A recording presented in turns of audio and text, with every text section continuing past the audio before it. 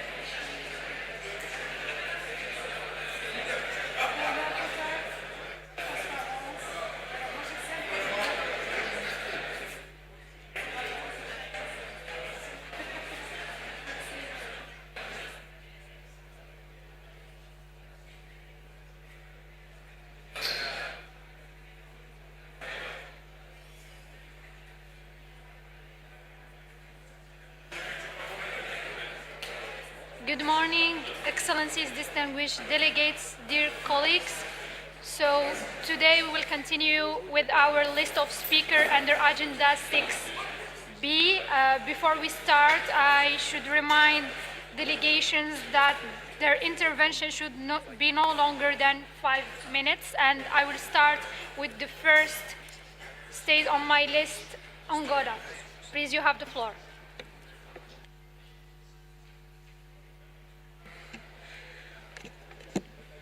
Okay, thank you, Madam Chair. First of all, I would like to say on behalf of that ANAM, on behalf of Angolan government, would like to welcome Lebanon for joining the convention and to congratulate Croatia for becoming a landmine free. Okay, next. Next again. Next. Okay, my presentation will be around these 5 topics.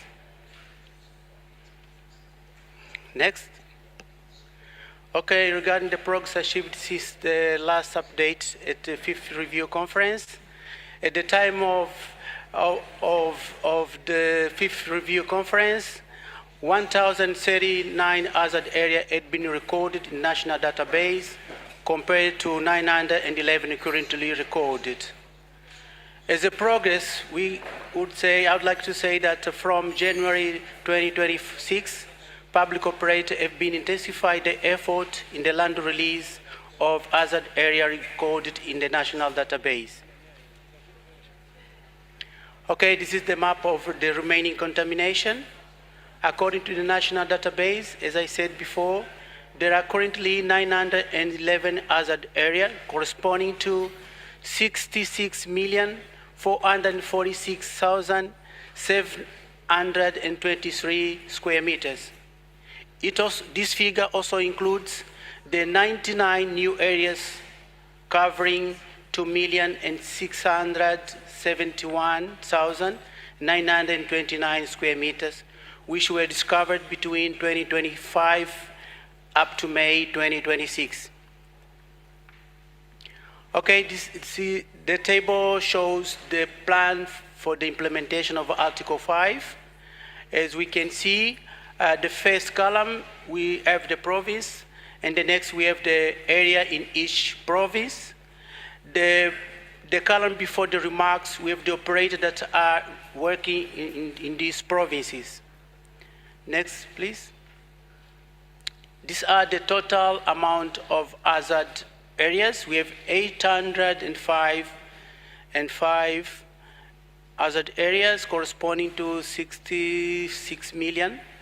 And if we sum, we have also 106 path roads. If we plus 805, it will give 911 hazard areas, as I said in the previous slides. Next, please.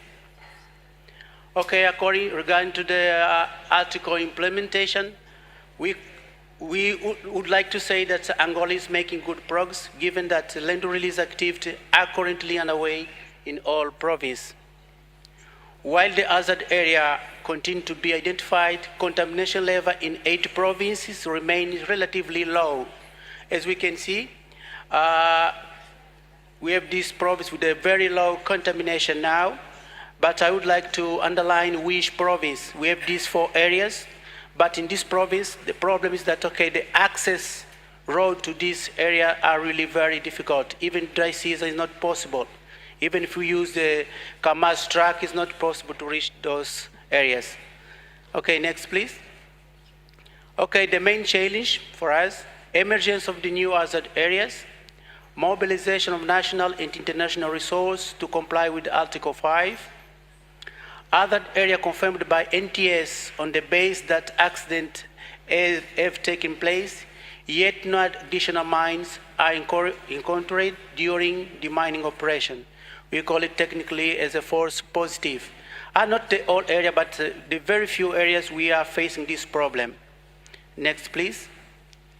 Priority for external assistance to comply with Article 5, mobilization of additional financial resource, capacity building for public operating false positive indication methodologies through non-technical and technical survey, advancement in detection technology for low matter content mines at depth below the average 15 centimeters. Next, please. Thank you very much.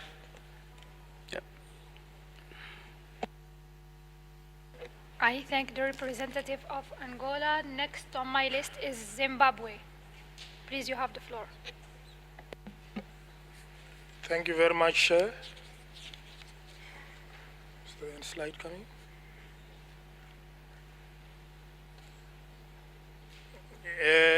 We would also want to heartily congratulate Croatia for becoming mine-free, and we would also want to welcome Lebanon aboard. By way of introduction, next slide. Zimbabwe remains fully committed to fulfilling its obligations under Article 5 of the Intersessional Mine Ban Convention and achieving a mine-free status. As you would note, the country has continued to make significant progress in addressing the threat posed by unpersonal landmines, despite challenges related to funding, equipment availability, and operational logistics. Therefore, Zimbabwe has maintained state clearance operations and strengthened national mine action systems. Next slide. As you would note on the slide given in terms of progress, as at 30 May 2026, the area cleared since independence amounts to 301.8 square kilometers, which translates to 97% total area released. During the 5th review conference, Zimbabwe had a remaining contamination of 12.05 square kilometers, and the current remaining contamination stands at 8.85 square kilometers, which translates to 3%, which needs to be tackled up to December 2030. This indicates that a total area of 3.2 square kilometers was released between the 5th review conference to date. Our target for 2026 demining calendar year is to release a total of 3,345,719 square meters. Next. While considerable progress has been made, you will note that significant work still remains to be done in order for us to achieve our Article 5 obligations. The remaining contamination is largely concentrated along the border, and these areas continue to pose risks to our local communities, limit opportunities for land use and development. Once land has been cleared, inspected, and declared safe, it can then be confidently returned to communities for agricultural use, residential development, and economic purposes. Beyond the completion of physical clearance activities, Zimbabwe will continue implementing risk education programs to ensure communities remain informed about explosive hazards and safe behavior practices. Therefore, national capacity will need to be maintained to manage any residual contamination and respond effectively to newly identified hazards that may emerge after the completion of large-scale clearance operations. Next slide. Zimbabwe seeks to sustain and enhance operational capability by maintaining and expanding the capabilities of the National Mine Clearance Unit and supporting demining organizations. We also intend to mobilize local and international donor funding to ensure adequate resources for the timely clearance of all remaining hazardous areas. It is our wish to prioritize clearance of high-impact hazardous areas that continue to affect communities, infrastructure development, and economic activities. We also intend to apply efficient and proven clearance methodologies, which include, among others, mechanical demining assets, manual demining, and as well as mechanical mine detection dogs, and advanced detection technologies. Also, we to strengthen monitoring, national ownership, and development integration through regular performance evaluations, corrective actions, and the incorporation of mine action into national broader development and community resilience activities. Next slide. In terms of challenges, despite significant progress, Zimbabwe continued to face several challenges that could affect the timely completion of our Article 5 obligations. Among these challenges are funding shortages, which continue to threaten the timely completion of mine clearance operations. There's also the aspect of inadequate resources for equipment and operations, which affect clearance efficiency and sustainability, as well as increasing operational costs that place additional strain on mine action activities. There's also the aspect of external support, which we need in terms of funding, capacity building, training, and information management. The last aspect has to do with international cooperation, which remains critical for completion, transition planning, as well as long-term management of risks. Next. In conclusion, Zimbabwe remains fully committed to fulfilling its obligations under Article 5 of the Intersessional Mine Ban Convention. Continued partnerships with state parties, donors, and implementing organizations will be essential to ensure completion of remaining clearance tasks and achievement of a mine-free status for Zimbabwe. I thank you, Chair.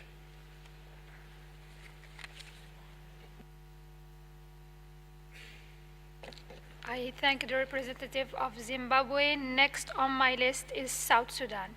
Please, you have the floor. Thank you, Madam Chair. It is my honor to provide an update on South Sudan's implementation of Article 5 of the Anti-Personal Mine Ban Convention, with a particular focus on progress and challenges related to achieving the July 2030 completion target approved by the state parties. South Sudan remains fully committed to fulfilling its Article 5 obligations and achieving the completion target endorsed by the state parties. South Sudan's remaining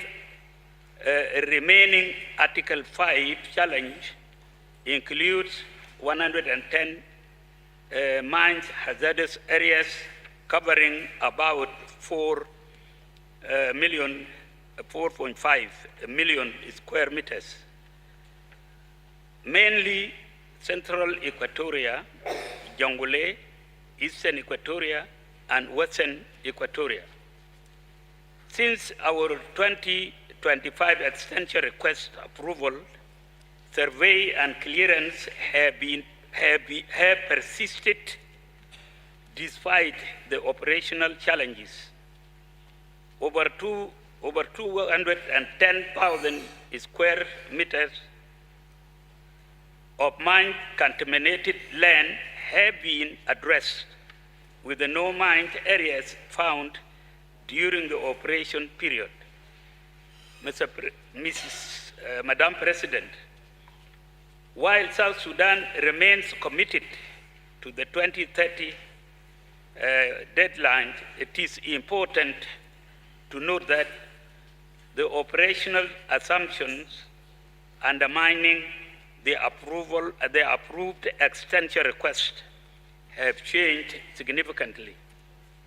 The implementation plan relied on mechanical clearance assets and capacity clear large minefields.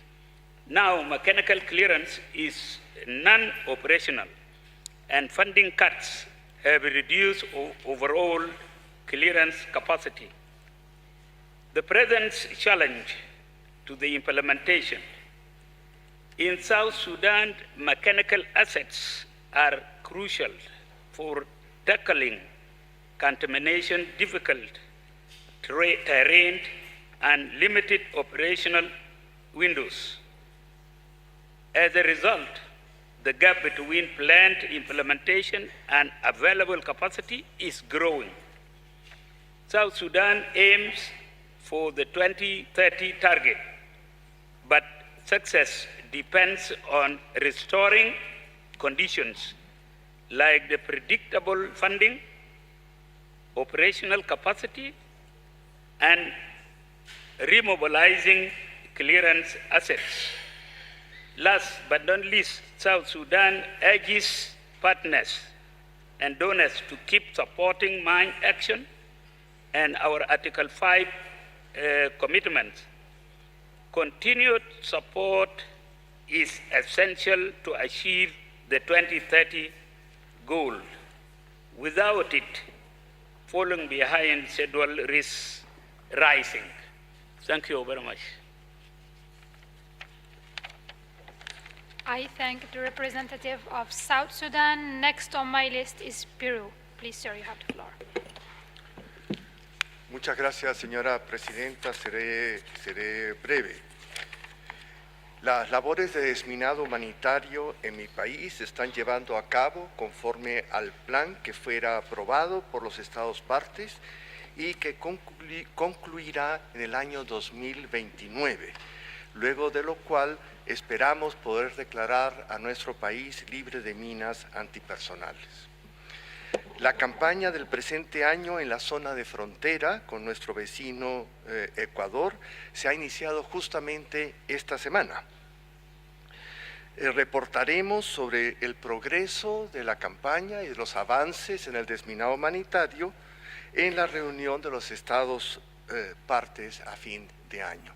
Por último, quisiera agradecer nuevamente el acompañamiento que tenemos de la ONG Norwegian People's Aid, NPA, Apoyo Popular Noruego, que nos viene apoyando en nuestros trabajos y esperemos que gracias al respaldo de la comunidad internacional podamos continuar con este apoyo de NPA hasta el fin de nuestros trabajos. Muchas gracias. I thank Peru. Next on my list is Ethiopia. Please, you have the floor.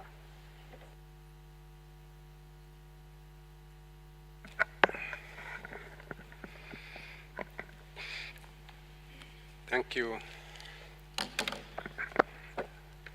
for the floor. Madam Chair, since it's my first time to take floor, I would like to congratulate Zimbabwe on assuming the role of the presidency of the 23rd meeting of the state party. I would also like to commend the work of committee and the ISU for their guidance and support to ensure the national implementation of the convention. Madam Chair, I would like to present the following update with regard to mine clearance activity in Ethiopia has been granted an Article 5 extension for the period of 2026 to 2030. Building on our landmark achievements and releasing over 90% of legacy contamination through IMAS compliant, cancellation, and reduction. Ethiopia is implementing a strategic dual-track approach in the following areas. International partnership.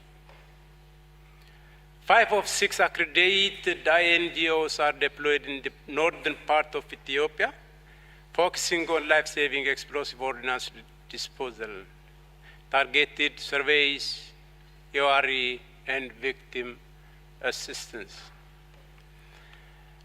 National ownership. The Ethiopian Mine Action Office maintains oversight while directly tackling legacy minefield in Afar, Benishangul Gumuz, Gambela, and Somali region. This dual approach optimizes resource and refines over-inflated historical data through systematic surveying. Over the last 18 months, we have successfully released more than 88 kilometers square of land from a previously recorded contaminated areas of 125 kilometers squares. This progress was achieved through the application of IMAS compliant land release methodologies, with 90% of land release through non-technical survey and 10% through technical survey. As a result, the total remaining contaminated area has been reduced to 37.2 square kilometers.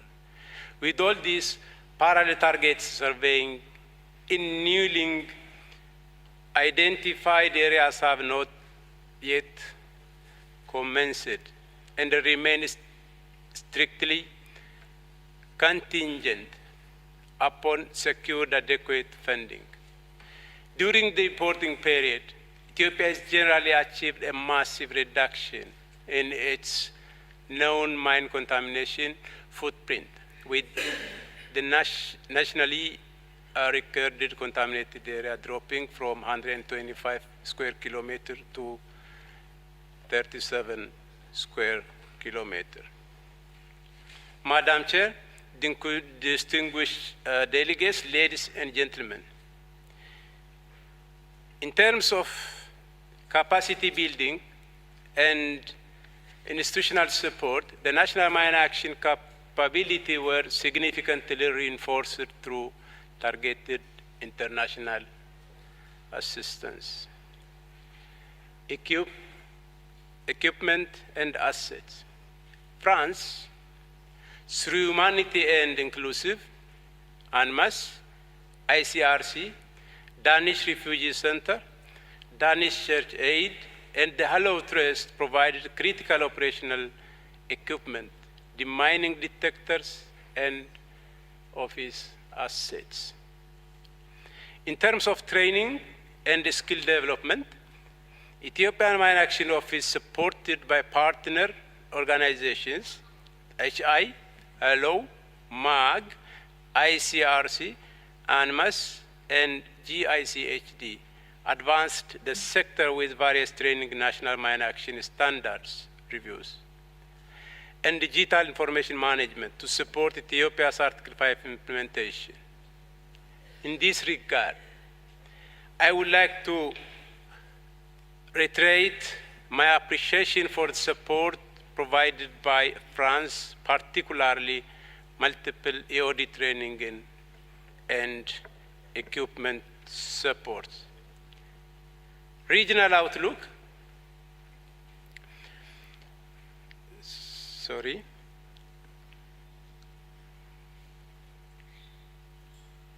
Regional outlook. Japan International Cooperation Agencies, JICA, conducted a follow-up assessment exploring the establishment of regional hub for Africa mine action training in Ethiopia.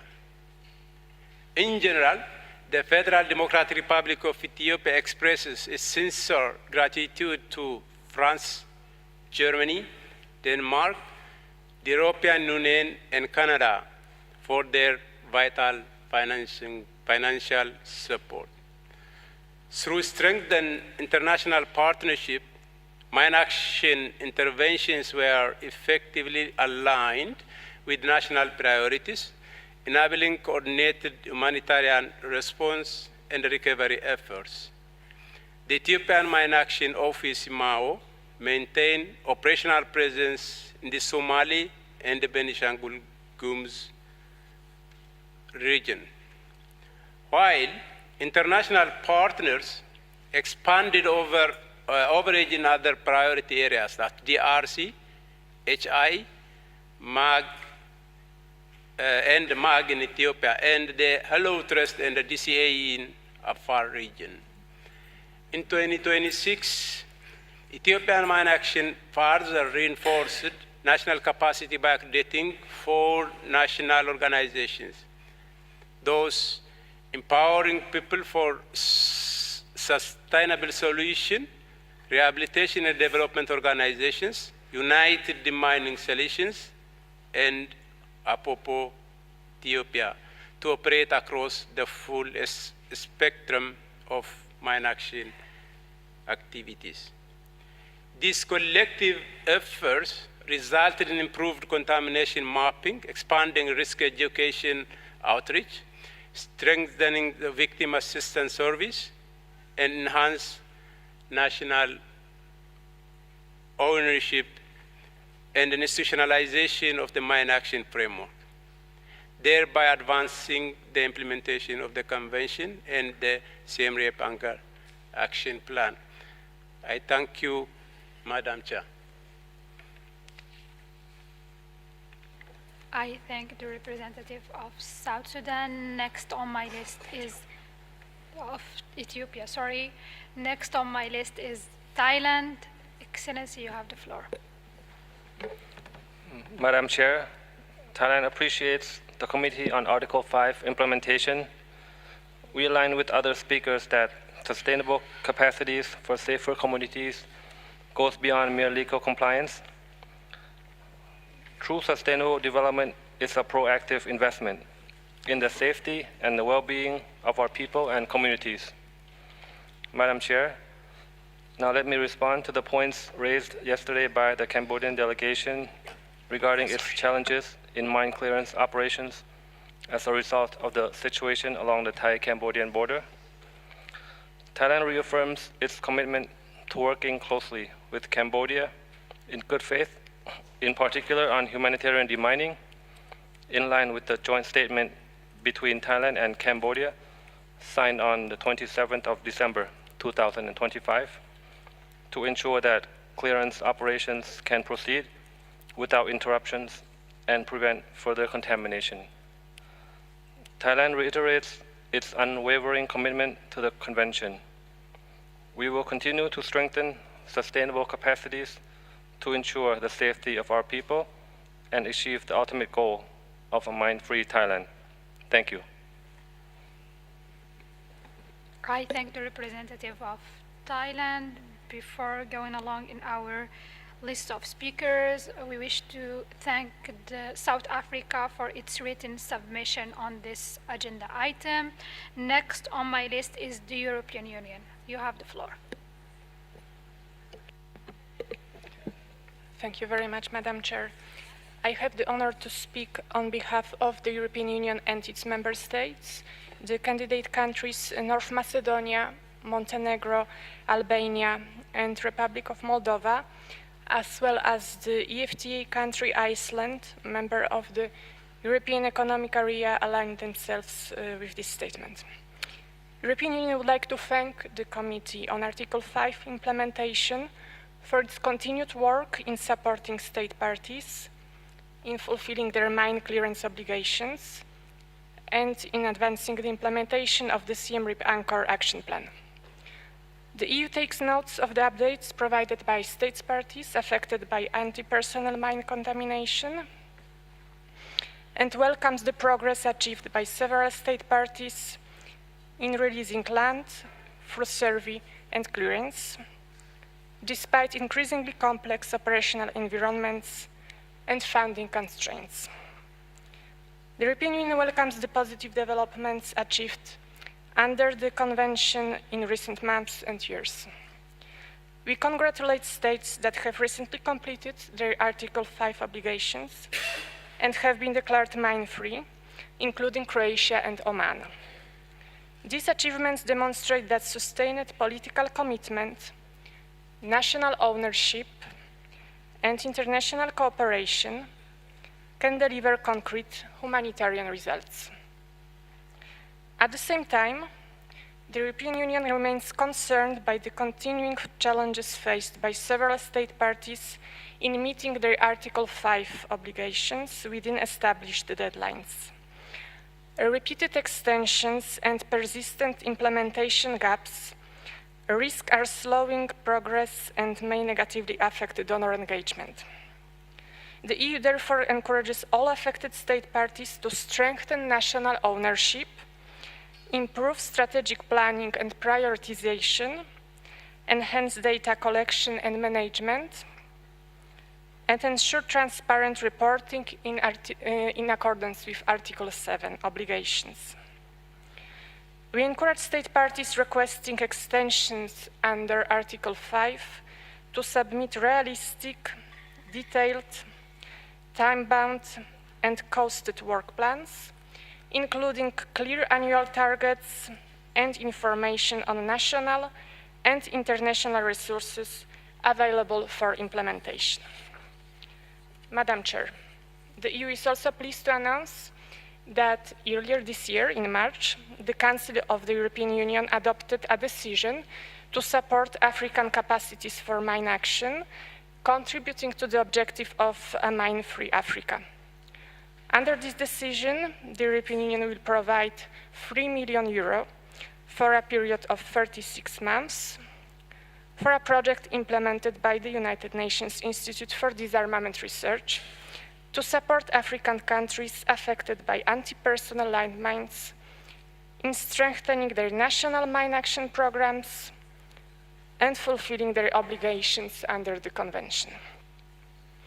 The project will support strengthening national mine action capacities for conducting service and clearance of mined areas, improving mine clearance strategies and operations, promoting exchanges of expertise and best practices among affected states, enhancing civilian safety, livelihoods and development prospects in mine-affected areas, and contributing to regional peace and security. Countries expected to benefit include Guinea-Bissau, Mauritania, Senegal, South Sudan, and Zimbabwe. This decision reflects the EU's long-standing support for humanitarian mine action and contributes to the implementation of the Siem Reap Anchor Action Plan. Madam Chair, the European Union remains deeply concerned by the massive contamination resulting from the use of anti-personnel mines and explosive remnants of war in Russia's war of aggression against Ukraine. The EU and its member states continue to provide substantial support to Ukraine's mine action sector, including through equipment, training, technical expertise, and financial assistance. Since 2022, the EU and its member states, as Team Europe, have provided more than €360 million to support mine action in Ukraine, including over €85 million provided directly by the EU. This support has contributed to the clearance of significant areas of land contaminated by mines and explosive remnants of war. The human, environmental, and economic consequences of widespread contamination are immense, particularly in states and areas affected by a combination of explosive hazards, including cluster munition remnants, anti-personnel mines, and other explosive remnants of war, which create especially complex clearance challenges. We are also deeply concerned about contaminations in countries such as Iraq, Libya, Syria, Yemen, Myanmar, as well as in the Sahel, in Nigeria, Burkina Faso, Mali, and also Ethiopia. The European Union maintains its engagement in mine-affected countries across all continents and regions of the world. In 2025, the EU allocated around €60 million for mine action activities in the countries outside Europe. The EU also encourages state parties whose territories are contaminated by anti-personnel mines of an improvised nature to continue sharing information, lessons learned, and best practices regarding the implementation of the Convention's obligations in such contexts. We further emphasize the importance of integrating environmental considerations, climate resilience, as well as the objectives of the UN Sustainable Development Goals and the Women, Peace and Security Agenda, as well as the Convention on the Rights of Persons with Disabilities into mine action planning and operations. Madam Chair, The European Union reiterates the importance of evidence-based and efficient mine action approaches, including the use of non-technical survey and technical survey methodologies to better define contamination and optimize clearance efforts. We also encourage stronger coordination among national authorities, donors, operators, the UN, and civil society organizations to maximize the impact of available resources. The EU remains committed to supporting all efforts aimed at achieving the full implementation of Article 5 obligations. I thank you. I thank the representative of the European Union. Next on my list is MAG, to be followed by ICBL. MAG, you have the floor.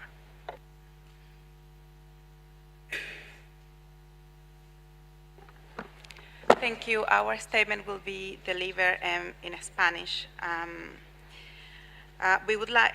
Primero que nada quisiéramos felicitar a Croacia por haber completado sus obligaciones en virtud del artículo 5 y reconocer sus esfuerzos para alcanzar este objetivo. Este logro pone de relieve el papel fundamental de una sólida apropiación nacional y de las alianzas estratégicas para impulsar el progreso hacia el cumplimiento de las obligaciones de la Convención. El artículo 5 es central al propósito humanitario de la Convención. Los avances logrados por los Estados partes en la identificación, el desminado y la liberación de tierras contaminadas por minas antipersonales continúan salvando vidas, promoviendo retornos seguros, restableciendo medios de vida y permitiendo que las comunidades se recuperen de los impactos a largo plazo de la contaminación por minas antipersonales. MAC agradece la confianza depositada en nuestra organización por los Estados partes y las autoridades nacionales de acción contra las minas en distintos contextos. Valoramos profundamente estas alianzas y esperamos seguir apoyando a los Estados en la implementación de sus obligaciones en virtud del artículo 5, incluido el trabajo conjunto con ellos y otros socios en la preparación de solicitudes de prórroga y planes de trabajos basados en evidencia. En muchos contextos en los que trabajamos, este apoyo es especialmente importante, porque los desafíos que enfrentan los Estados partes son complejos. La contaminación recientemente identificada, inseguridad, restricción de accesos y limitadas capacidades técnicas, tanto como fenómenos relacionados con el clima y las brechas de financiamiento, pueden afectar la capacidad de las autoridades nacionales para definir con precisión desafíos restantes, priorizar recursos y desarrollar planes realistas para la finalización de las tareas pendientes de desminado. Las solicitudes de prórroga y los planes de trabajo actualizados son importantes herramientas de planificación y rendición de cuentas. Cuando se basan en evidencia sólida, supuestos realistas y prioridades claramente definidas, ayudan a los Estados partes, a los donantes y a los operadores a concentrar sus esfuerzos allí donde pueden generar el mayor impacto. Asimismo, proporcionan una base más sólida para movilizar recursos y las alianzas necesarias para cumplir las obligaciones de la Convención. En este contexto, MAC acoge con satisfacción el reciente apoyo de la Unión Europea al proyecto de UNIDIR destinado a fortalecer las capacidades nacionales de acción contra las minas en el continente africano.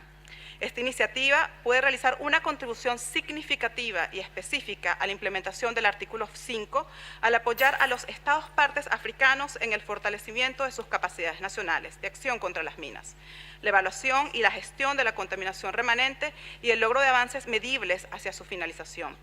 A través de nuestra colaboración con UNIDIR, la Unión Europea y los Estados afectados, MAC espera contribuir activamente a estos esfuerzos. Aprovecho la oportunidad para extender una invitación al evento que se realizará hoy a la 1:15 para presentar esta iniciativa. Señora Presidenta, los logros que celebramos hoy, así como los avances que aún se requieren en otros lugares, refuerzan una lección sencilla. La implementación del artículo 5 depende tanto de una sólida apropiación nacional como de un apoyo sostenido a los estados afectados.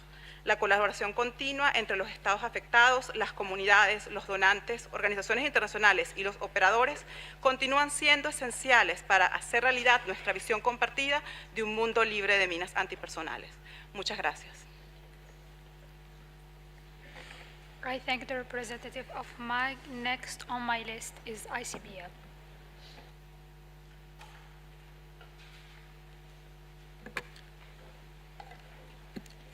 Thank you, Madam Chair. The ICBL would like to, of course, begin by warmly congratulating Croatia on the completion of its Article 5 obligations. This is a remarkable achievement. After nearly 3 decades of work, Croatia has demonstrated that completion is possible. At a time when successful completion has become increasingly rare, Croatia's accomplishment, based on an admirable level of national ownership and political determination, should inspire all states parties still working towards a mine-free future. We also thank states parties for the updates provided on progress, challenges, and priorities in implementing their clearance obligations this week. However, while we celebrate Croatia's success, we remain concerned by the overall pace of survey and clearance. Very few, most likely only one state party, is on track to meet its current deadline. And deadline extensions continue to become the norm rather than the exception. Communities living with contamination have waited long enough. They deserve faster progress. Achieving completion requires genuine national ownership, strong national coordination, such as country coalitions, political commitment, or rather determination, at the highest levels, effective partnerships, and sustained donor support. Experience has shown time and again that when these elements come together, progress follows. These were precisely some of the challenges and solutions discussed at the ICBL NPA side event on pathways to completion held on Tuesday. We hope these conversations will continue and help to identify practical ways for all stakeholders to do more, to do differently, and do better to accelerate progress. The urgency of this work is underscored by the latest preliminary casualty data collected by the Landmine Monitor, published this week and available on the table outside of the plenary room and on the Monitor's website. Last year, more than 5,000 people were killed or injured by anti-personnel mines and explosive remnants of war. We know it already. Among the 40 countries reviewed so far, Syria recorded the highest number of casualties, followed by Myanmar, Afghanistan, Palestine, Nigeria, and Ukraine. These casualties occurred not only in countries affected by ongoing conflict, but also in countries contaminated by conflicts long past. A stark reminder that the danger does not end when the fighting does. Where civilian status was recorded, 95% of casualties were civilians.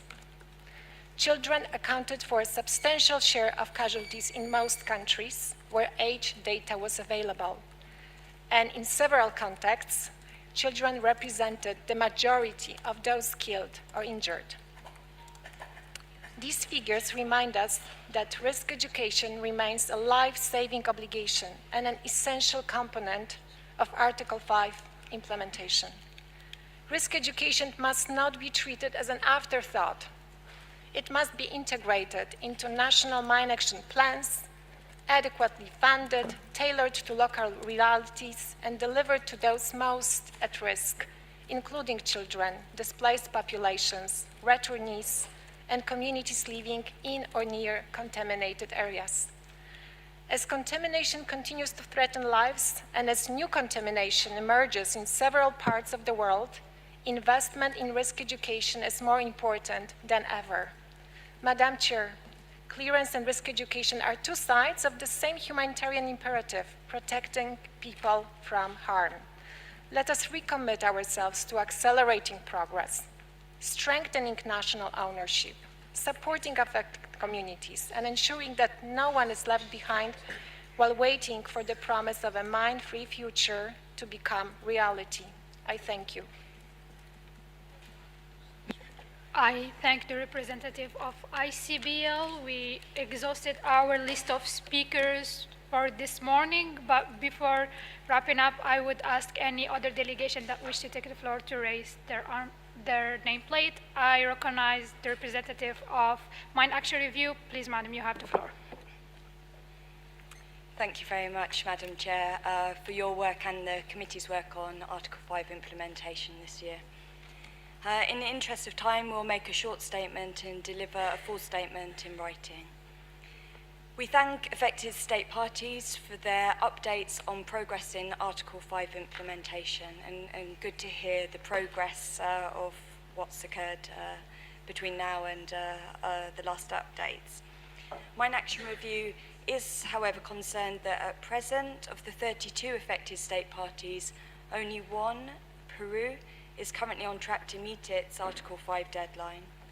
And then 3, that's Ecuador, Angola and Zimbabwe, may be on track, contingent on sufficient funding, among other factors. The other 28 state parties are currently not on track. The Article 5 obligation is for each state party to ensure destruction of all anti-personnel mines in mined areas under their jurisdictional control as soon as possible, but not later than 10 years after the entry into force of the Convention. We want to highlight that is as soon as possible. We do recognise that while some state parties are addressing only legacy contamination and have full and safe access to all mined areas, many do have growing and legitimate security challenges, including the new use of anti-personnel mines of an improvised nature, and the fact that many state parties do not have safe access or full control over some of the mined areas under their jurisdictional control. What is important for these state parties is that they continue to strive forward to implement Article 5 and address those areas that can be safely accessed and under their control as soon as possible. Lastly, we want to take the opportunity to warmly congratulate Croatia for fulfilment of its Article 5 obligations and for its excellent presentations this week. They really do demonstrate what is possible with sustained political will and national ownership, strategic and effective work planning, and good information management and committed funding. We thank you.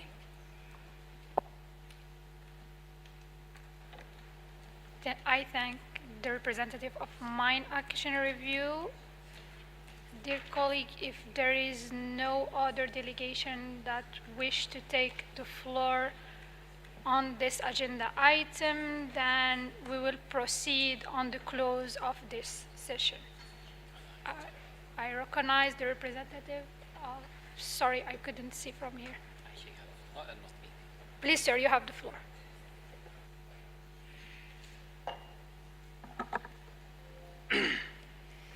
شكرا السيدة الرئيسة.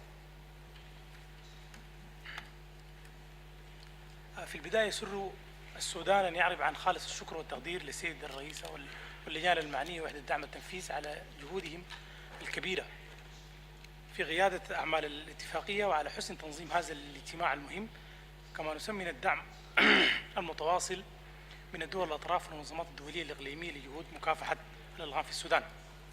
رغم التحديات الكبيرة التي يواجهها السودان حاليا نتيجة الحرب بالوكالة الدائرة، إلا أن السودان لا يزال ملتزما التزاما تاما بأهداف ومبادئ اتفاقية أوتاوا، ويواصل جهوده في مجال مكافحة الألغام ومخلفات الحرب. وفقا للإجراء 17 من خطة عمل سيام ريب، فقد أكمل برنامج مكافحة الألغام بالسودان ابتداء من العام 2002 تسجيل عدد 5777 منطقة خطرة، نظفت منها عدد 5152 منطقة خطرة بطرق الإزالة المختلفة، وتبقى عدد 625 منطقة بمساحة بلغت 41149 متر مكعب. بلغ إجمالي المساحات المنظفة منذ بداية البرنامج ما يزيد عن 154 ألف متر مكعب من الألغام ومخلفات الحرب، وتم تسليمها للمجتمعات المحلية. الألغام التي تم تدميرها منذ بداية البرنامج بلغت 10475 لغما مضادا للأفراد، عدد 3566 لغم مضاد للدبابات، وعدد 215 وعدد 5,920,000 من الذخائر الصغيرة. منذ بداية البرنامج وحتى الآن تم فتح وتطهير طرق بطول 38,000 كيلومتر، ومنذ اندلاع التمرد في 15 من أبريل تم تسجيل 672 منطقة خطرة، نظفت منها عدد 461 منطقة. لقد تسببت الأحداث الدائرة في السودان في تفاقم الوضع الإنساني وزيادة خطر الألغام والتفجيرات من مخلفات الحرب في المناطق المتأثرة بالنزاع. ما أدى إلى تعريض حياة المدنيين خاصة النازحين لخطر بالغ. وعلى الرغم من هذه الظروف الصعبة واصل المركز القومي لمكافحة الإرهاب بالتنسيق مع الشركاء الوطنيين والدوليين مشكورين تنفيذ أنشطة في المناطق الآمنة نسبيا شملت حملات توعية، عمليات مسح أولي وإزالة واستجابات طارئة متى ما توفرت الإمكانيات. وفقا لإجراء 18 من خطة عام سواريب نعمل حاليا على تطهير المناطق الآمنة من الإلغام ومخالفة الحرب عبر عدد من الفرق المدعومة من الحكومة ومن خلال دعم من الأمم المتحدة. مع ذلك لا تزال هناك حاجة ماسة لنشر أعداد كبيرة من الفرق المؤهلة خاصة مع عودة أعداد كبيرة من المواطنين إلى منازلهم في جميع الولايات خصوصا في ولاية الخرطوم ومناطق أخرى التي أصبحت آمنة بعد طرد الميليشيا المتمردة منها، لكنها لا تزال غير آمنة بسبب انتشار مخلفات الحرب التي تركتها هذه الميليشيا. وفي هذا السياق تقدم وفد السودان بجزيل الشكر والتقدير لكل المانحين على دعمهم الكريم والمقدر لبرنامج مكافحة الإلغام خلال هذه الفترة الحساسة، وندعو من هذا المنبر جميع الدول والأطراف والشركاء لتقديم الدعم العاجل والمنسق لتعزيز قدرة السودان على إنقاذ الأرواح والتقليل من المعاناة الإنسانية الناتجة عن إلغام مخلفات الحرب.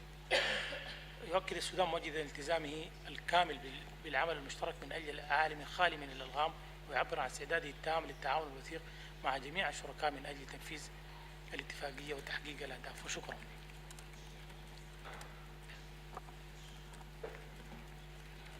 I thank the representative of Sudan. Are there any other delegation that wishes to take the floor under this agenda item? I think this is not the case, so we will proceed on closing this session. We thank all delegations for their interventions. In closing, allow me to stress the following. This convention is successful because it is based on a genuinely cooperative approach, on confidence among state parties, on collaboration in favor of affected communities, and on a truly humanitarian approach.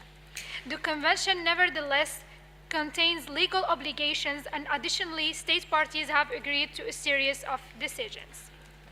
In order to preserve the credibility and the integrity of the convention, we call upon state parties that have not done to submit their extension request, their work plans, their Article 7 reports, and any information they are obliged to submit in accordance with the convention, and the action plan, as well as decisions on requests for extension without delay. We encourage state parties to engage on the preliminary observations we submitted and to send us additional information in order to enrich, complement, or correct them. This extra information should be submitted no later than 5 of August in order to offer us enough time to update our observations. Please send this information to the committee via the ISU. We look forward to continuing our engagement with you toward the 23rd meeting of state parties. Thank you to all of you and to my fellow committee members, to civil society experts, and finally to the ISU for their efforts and support. Thank you very much. This session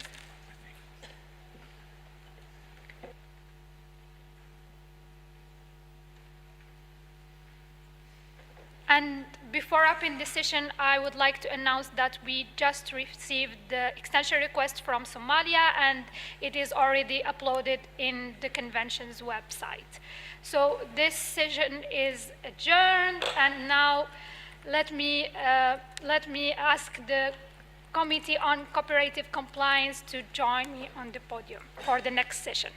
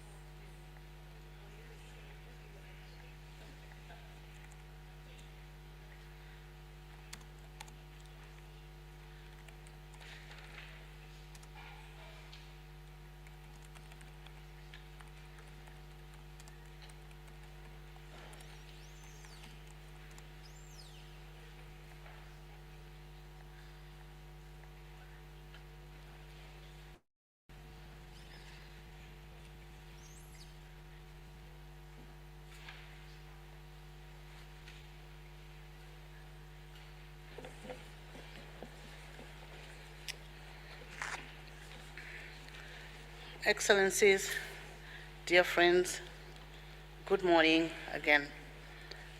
We are nearly there, so please just be a bit more patient. Today is the last day. As the President of the Convention, I also serve as the Chair of the Committee on Cooperative Compliance, leading the committee's work in this area together with 4 other committee members, Belgium, Cambodia, Mexico, and the United Kingdom. At the 5th Review Conference, we committed to ensure the full and timely implementation of all the Convention's provisions, leaving no room for complacency, and we reaffirmed our commitment to robust compliance and accountability. As states parties, it is critical that we continue ensuring that our obligations are implemented in good faith and that we work together to remain compliant with all the commitments we accepted when we joined this convention. This is especially important at times when the norm is under threat. The Siem Reap Action Plan contains 3 key actions related to compliance. Under Action 46, states parties with alleged or non-compliance will undertake all necessary measures to investigate and address them and to prevent any further instances of non-compliance. Under this action, states parties, where relevant, will also provide information to all states parties and work with them to resolve the matter. Under Section 47, states parties implementing obligations under Article 405 or retaining or transferring anti-personnel mines in line with Article 3 will submit transparency reports if they have not submitted their Article 7 reports. Under Action 48, states parties that have not fulfilled their obligations under Article 9 will urgently take all necessary measures to implement those obligations and report on them as soon as possible. This action was to be implemented no later than the 22nd MSP, which was last year. Since the 22nd MSP, the committee regularly met to discuss its ongoing work. It continued engaging in cooperative dialogue with states parties to ensure transparency in implementation, to encourage reporting under Article 7, and to raise awareness of outstanding obligations under Article 9. Now allow me to address the case of allegations and or non-compliance with the Convention. For full details, I invite you to refer to the preliminary observations prepared by the committee. Following initial allegations on 23rd July 2025 by Thailand concerning use of anti-personnel mines by Cambodia, the committee initiated a cooperative dialogue with Cambodia and Thailand to further understand the situation and to assist the said parties in line with Article 8.1 to work together in a spirit of cooperation to facilitate compliance in a supportive and amicable manner. Since then, Cambodia and Thailand have continuously engaged with the committee on these matters and have sought in parallel to resolve the situation through the dialogue foreseen under Article 8.1 of the Convention. While the committee has encouraged both countries to continue using the Convention mechanisms, it has also encouraged them to make full use of their bilateral mechanisms at the national level to pursue a cooperative solution. As you will be able to appreciate from our report, which will be online shortly, Cambodia, as member of the Committee of Cooperative Compliance, has asked in accordance with the committee's working methods and conflict of interest in line with these procedures. Cambodia has also recused itself from the committee's engagement and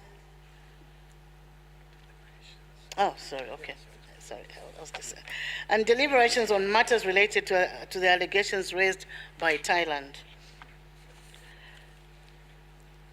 Regarding the use of anti-personnel mines by the armed forces of Ukraine and the potential transfer of anti-personnel mines to Ukraine, no engagement or updated information has been provided by Ukraine since May 2025, despite the efforts of the committee. In April this year, the committee invited again Ukraine to meet and continue the cooperative dialogue, but to date, the committee has not received any response from Ukraine. In the committee's preliminary observations, we recounted our previous interactions with Ukraine and recalled that the 22nd MSP affirmed that the convention does not allow the suspension of its operation and consequently its obligations. In line with the 22nd meeting of states parties decision, we considered it important to call on Ukraine as a state party to re-engage in a cooperative dialogue with the committee with a view of resolving matters as soon as possible. In their respective countries, Sudan has outstanding allegations and Yemen has confirmed allegations of use. The committee has engaged with them since these allegations surfaced more than a decade ago. The areas where these allegations took place have remained outside of the effective control of these states, and security remains a critical challenge which has not allowed for further investigations. No new allegations have been reported since. Our dialogues with these states will certainly continue. Now allow me to invite any of these states to take the floor, should they wish to do so, to indicate if they have any comments concerning the conclusions of the committee and to update us on any development concerning their specific situations. I have Sudan on the list. Allow me to offer the floor to your delegation. Sudan, you have the floor, please.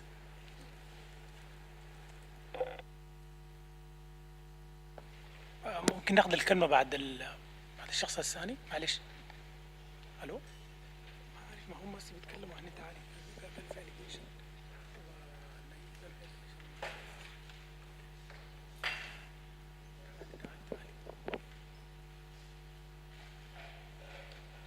بس ممكن نأجل الكلمة شوية؟ معلش. Okay, then I will turn to Thailand. Thailand, you have the floor, please. Thank you, Madam President. At the outset, Thailand expresses its sincere appreciation to the President and her predecessor, as well as respective members of the Committee on Cooperative Compliance, for their efforts to steer the work under Article 8, Paragraph 1 of this convention, including its continued engagements with Thailand and Cambodia to facilitate compliance with obligations under the convention in a spirit of cooperation and consultation. Thailand firmly believes that genuine compliance with the effective implementation of the convention represents the most credible path towards its universalization and the most efficient means to realize our shared vision of a mine-free world with good faith as the guiding principle.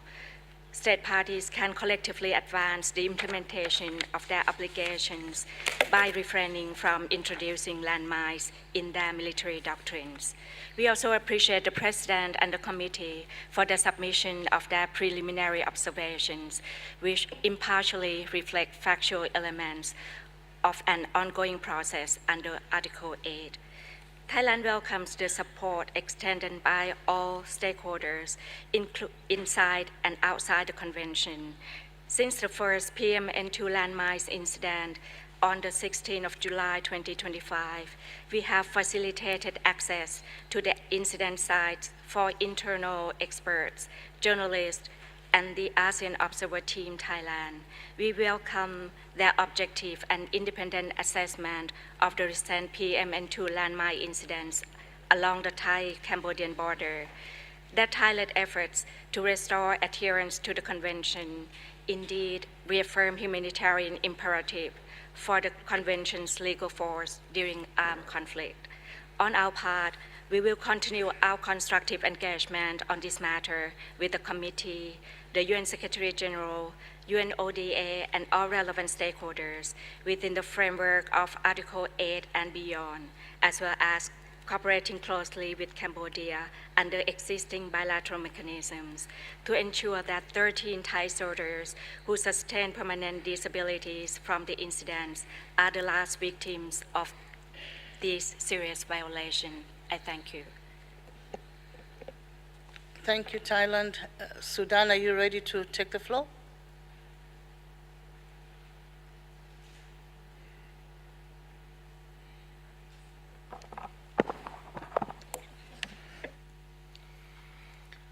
بسم الله الرحمن الرحيم.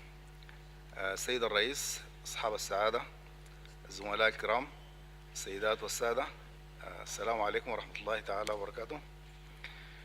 بدءا نؤكد التزام السودان بكل بنود اتفاقية أتوا نصا وروحا، مع تأكيد بذل كل الجهود الممكنة لمناصرة الاتفاقية واتخاذ التدابير اللازمة لمنع زراعة واستخدام الألغام الأرضية المضادة للأفراد. دعمنا في ذلك إيمانا راسخ بتوفير البيئة الآمنة للمجتمعات المتضررة، وقد وضع السودان القوانين والأنظمة المؤيدة لذلك، وظل السودان يشارك في كل المؤتمرات والاجتماعات الخاصة بالاتفاقية مع الالتزام بإرسال التقارير الخاصة بالتنفيذ في وقتها وفقا للإجراء 47 من خطة عمل سيام ريب. فيما يلي الإجراء رقم 46 من خطة عمل سيام ريب أنكور، نجدد الإشارة إلى ما أوردناه سابقا فيما تم من تشكيل لجنة للتحقيق من منظمات المجتمع المدني غير الحكومية وبإشراف المركز القومي لمكافحة الألغام، وكذلك لجنة مشتركة من المركز القومي لمكافحة الألغام ومكتب الأمم المتحدة لخدمات مكافحة الألغام، التي تولت التحقيق في الادعاءات الخاصة باستخدام ألغام مضادة للأفراد في العام 2011، وتوصلت إلى عدم وجود ألغام مضادة للأفراد في المناطق التي تسيطر عليها الحكومة، وهي مناطق هجليج وبليلة وكليمو، بينما لم تتمكن اللجنة من الوصول لبعض المناطق مكان الادعاء، وهي جبل كوة وهيبان وطرويي خلال الفترة السابقة، وذلك بسبب الظروف الأمنية ولوقوع هذه المدن في مناطق خارج سيطرة الحكومة، وهو الأمر الذي أعاق قيام دولتنا بإكمال إجراءات التحقيق. وأخيرا تبقى الإشارة ملحة وضرورية إلى أن بلادنا تعيش واقعا جديدا بسبب الحرب الدائرة الآن، خاصة وأن الحرب الدائرة ضد ميليشيا لا تلتزم بأي اتفاقيات أو قضايا إنسانية يشهد على ذلك ما تمارسه من تعذيب وترويع للمواطنين ونهب ممتلكاتهم. وقد قامت هذه الميليشيا بزراعة ألغام أرضية مضادة للأفراد في بعض المناطق، وقد تم تأكيد ذلك باكتشاف 7 حقول ألغام في ولاية الخرطوم، بعضها يحتوي على ألغام مضادة للأفراد وذات محتوى قليل من المعادن مما يصعب عملية اكتشافها. شكرا جزيلا.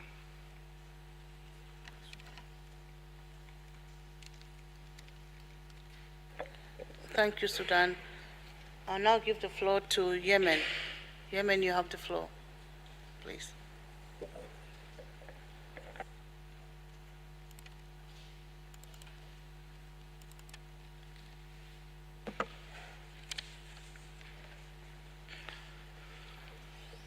شكرا رئاسة الاجتماع واللجنة على منح وفد بلادي الكلمة. السيد الرئيس، السيدات والسادة الحاضرون جميعا، السلام عليكم ورحمة الله وبركاته. إن اليمن يؤكد التزامه في الاتفاقية، وهذا من خلال إبداء التحديثات ضمن إطار الشفافية ضمن إطار الاتفاقية وبحسب التشريعات والقوانين ذات الصلة في هذا الشأن في بلادي، إضافة إلى السياسات والقوانين التي تجرم استعمال هذه الألغام الأرضية. نود أن نكرر في اجتماعات ما بين الدورات لما ذكرناه فيما مضى الآتي: أن كارثة انتشار الألغام الأرضية ومخلفات الحرب الخطرة والعبوات الناسفة المبتكرة بكافة أنواعها ومن مصادر مجهولة لم يتم التعرف عليها بعد، ولا يمكن التحقيق فيها نظرا للوضع الأمني والظروف الراهنة أنتج عنها كارثة إنسانية كبيرة وضحايا وإصابات وحوادث في شتى المحافظات الملوثة في بلادي، بالإضافة إلى التحديات والصعوبات المهولة ولا سيما في الوقت الراهن وتحت ظل هذه الظروف. ولكن عند استقرار الأوضاع والانتقال إلى الوضع السلمي كما نتمنى جميعا، حينها ستتمكن الجهات ذات العلاقة في حكومة بلادي من إجراء التحقيقات على نطاق واسع، وكما سوف يتم تحديث اللجنة حول أي مستجدات في هذا السياق. أن الميليشيات الحوثية هي المتسبب الرئيسي لهذه الممارسات الغير قانونية وأخلاقية التي نتج عنها تلوث الكثير من المناطق بالألغام الأرضية على نطاق واسع، بما فيها استخدام العبوات الناسفة المبتكرة. رئاسة الاجتماع، الحضور الكرام، تم الإشارة في العديد من المحافل الدولية والمحلية وكذا ضمن اجتماعات الاتفاقية المعنية بحظر الألغام المضادة للأفراد فيما يتعلق بعمل تحقيق حول المتسبب في استخدام الألغام الأرضية في الوقت الراهن نتج عنه للصعوبات والحالة الأمنية والظروف المعقدة التي يمر بها. وكذا في اجتماعات مجلس الأمن سابقا عن أهمية وضرورة بأن يتم الضغط على الميليشيات الحوثية الإرهابية كونها المتسبب في استخدام الألغام الأرضية، والمعتقد أنها تقوم بالتصنيع لبعض الألغام المرتجلة وجلبها من جهات خارجية، وتم ضبط بعض الشحنات لمواد تدخل في عمليات صناعة المتفجرات، وهذا من أجل أن تقوم بتسليم خرائط المناطق الملغومة والتي سوف يسهل في الاستجابة والإسراع من خلال الأنشطة المعنية المتعلقة بالألغام من خلال عمليات الإزالة. يشهد اليمن تحديات جمة بسبب الميليشيات، والتي لا يمكن أن يكون هناك سلام دائما في بلادي دون أن يكون هناك نزع للسلاح منها وإيجاد سبيل رادع لمواجهتها من أجل تسهيل الأعمال الإنسانية. وأخيرا وختاما، اسمحي لي سيدتي الرئيس أن أتقدم بالشكر الجزيل إليكم ومن خلالكم للجنة المعنية بالامتثال القائم على التعاون وجميع الشركاء لتعاونهم ولفهمهم الأوضاع والتحديات الراهنة في الجمهورية اليمنية. شكرا لكم جميعا. Thank you, Sudan.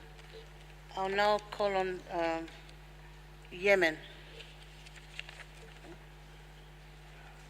No, sorry. Cambodia. Sorry, we just finished with Yemen. Cambodia, you have the floor, please. Thank you, Madam President.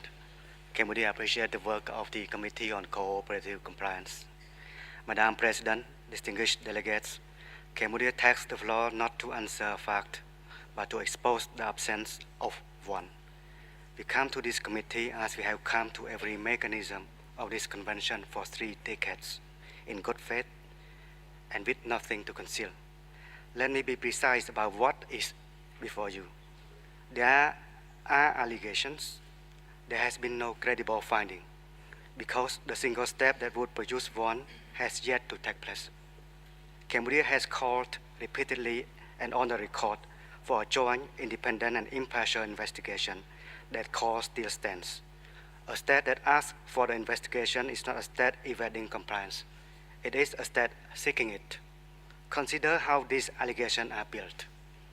An incident is reported. An accusation against Cambodia follows within hours.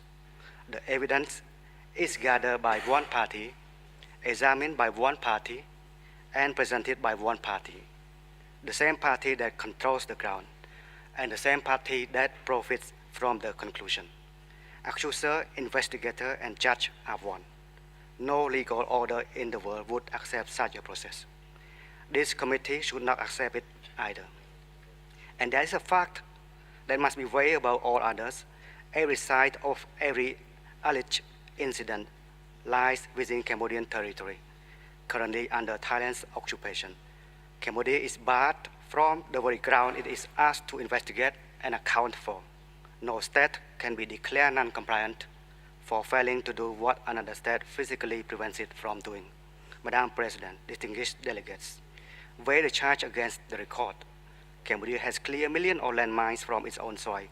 Cambodia hosted the Siem Reap Angkor Summit on a mine-free world. Cambodia serves as a champion state in the Secretary General's 2025 campaign and stands with the ICBL's Nobel Peace Campaign. We did not inherit the principle of this convention. We have carried them. The suggestion that Cambodia would now plan the very weapon it has spent a generation removing it is not a serious charge. It is a convenient one. That is what should concern this committee. This convention was written to reduce human suffering. Here, its language is being borrowed to justify the opposite, to lend humanitarian vocabulary to occupation, to displacement, to the barbed wire and the shipping containers that prevent Cambodian families from returning to their homes, farms, and livelihoods. When the instruments of this convention are turned against the purpose it exists to serve, the danger is not Cambodia's alone. It reaches the credibility of the framework that every state in this room relies upon. On Cambodia's own obligation, our answer is our conduct. We have implemented this convention for 30 years, and we will continue through clearance, victim assistance, transparency, and through cooperation. Cambodia has never used anti-personnel mine, and will not use them. This position is not new. Madam President, distinguished delegates, Cambodia will continue engaging constructively with this Committee on Cooperative Compliance and the states parties in accordance with Article 8. Thank you. Thank you, Cambodia. I'll now give the floor to ICBL. ICBL, you have the floor.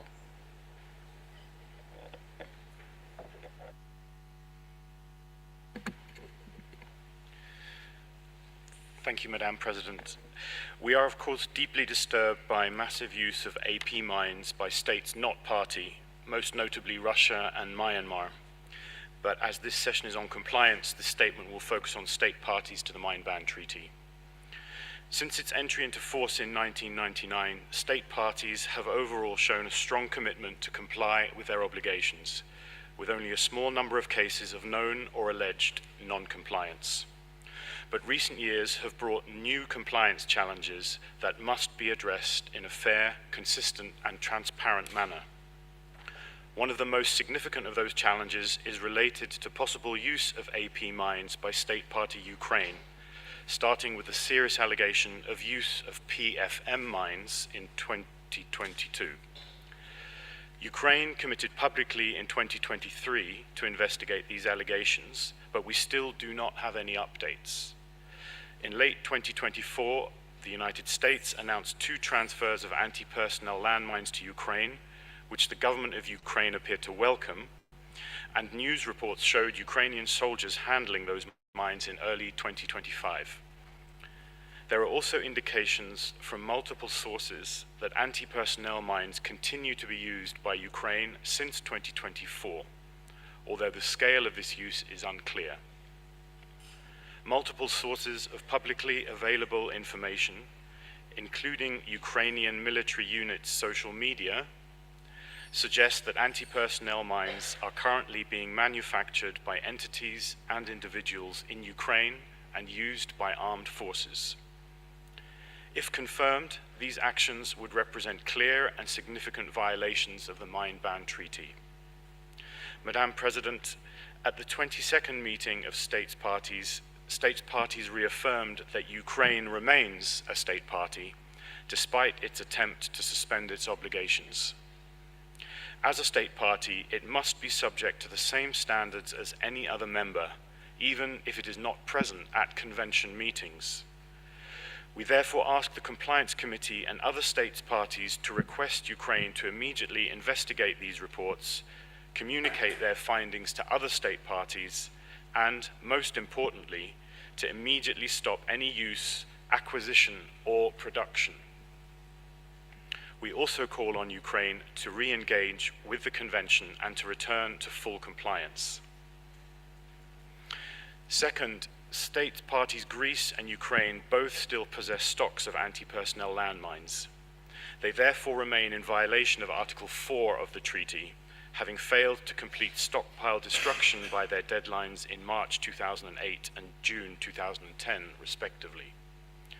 We are pleased to see that Greece made significant progress in transferring stocks to Croatia for destruction in 2025. We look forward to a further update on its stockpile destruction process during the next session. We note with concern that Ukraine has not submitted its annual Article 7 report, and we therefore do not have an update on its stockpile. We continue to call on Ukraine to account for and secure its remaining stockpiles of AP mines until they can be safely destroyed, to ensure these are not making their way to the battlefield. Third, since July 2025, State Party Thailand has accused neighboring State Party Cambodia of repeatedly using anti-personnel mines along their disputed border. Cambodia has denied these allegations. We call on both states to collaborate on investigating the allegations in a transparent manner and in the collaborative spirit of Article 8.1, including neutral third-party actors as appropriate.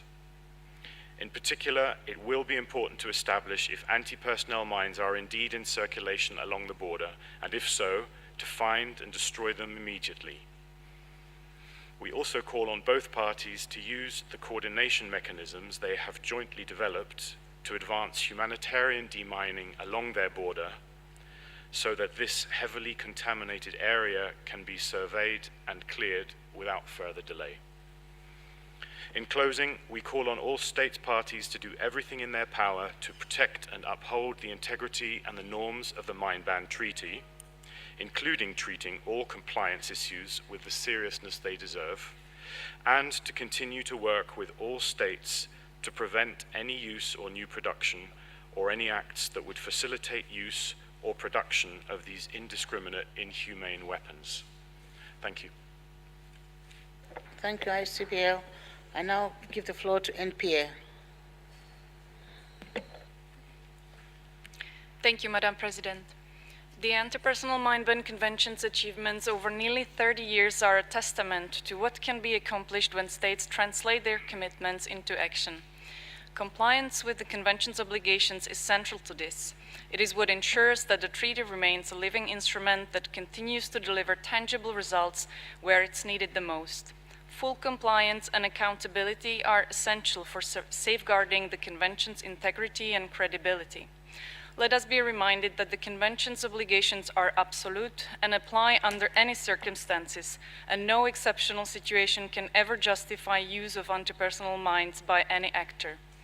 NPA strongly condemns the Russian illegal aggression against Ukraine, including the widespread use of anti-personnel mines by Russia on Ukraine's territory. Ukraine has become one of the world's most contaminated countries, and Ukrainian civilians are already bearing the devastating consequences of these weapons. Precisely to prevent further suffering from these indiscriminate weapons, the Convention established a clear and absolute prohibition. At the 22nd meeting of the States Parties last December, States Parties affirmed that Ukraine's attempted suspension of the Convention's operation is not allowed, and confirmed that as a state party, Ukraine remains fully bound by its obligations. We note with concern Ukraine's absence and disengagement from the Convention this week. We call on Ukraine to re-engage with the Convention and provide full transparency on all compliance matters in line with its obligations, including an update on the investigation of the alleged use of anti-personnel mines by its forces. We further encourage the Committee on Cooperative Compliance to take appropriate measures to engage fellow state party Ukraine as per the relevant provisions of the Convention. Furthermore, we welcome the update provided on the situation involving Cambodia and Thailand. We encourage the two state parties to provide full transparency on this matter. To ensure full transparency, NPA calls for an independent investigation by a neutral third party with access to all available data from both sides of the border to be conducted in accordance with international mine action standards for accident investigation. As one of the largest humanitarian mine action operators with decades of experience from conflict and post-conflict contexts, we can attest that compliance with this convention saves lives. NPA remains at full disposal to support states parties in fulfilling their obligations under the Convention. I thank you. Thank you, NPA. Now, while this is an informal forum and while we operate without any agreed rules of procedure, our practice has been that when a state party wishes to exercise a right of reply, we use the practices normally used at a meeting of states parties. With that said, I understand that Thailand wishes to take the floor to exercise its right of reply. You will recall that it is our practice that if a delegation wishes to exercise its right to reply, we intend to grant delegations no more than 2 rights of reply on a particular matter. Having said that, I recognize Thailand. Thailand, you have the floor, please. Thank you, Madam President. It is with our regret that Thailand has to take the floor once again to respond to the statement earlier made by our Cambodian colleague. I would like to stress that since July 2025, Thailand Army personnel step on landmines during routine patrol within Thailand's territory, and these incidents have caused 13 Thai soldiers sustaining permanent disability. Following each incident, we conducted a survey of the area on the same day and found traces of PMN2 landmines at the explosion site, as well as additional PMN2 landmines in the nearby area. All landmines were in new condition with clearly visible markings and serial numbers. This site, where all these mines were found, had no sign of vegetation or root system indicating their recent placement. Moreover, other supporting evidences, including the report of the ASEAN Observer Team, also conclude that the PMN2 mines were recently planted amid the ongoing conflict between Thailand and Cambodia, and all locations where the PMN2 mines were uncovered were in Thai territory. The international campaign for to ban landmines, or ICBL, also requested authorization from the Thai government to conduct a fact-finding mission and subsequently visited 2 incident sites on 13 and 14 November last year.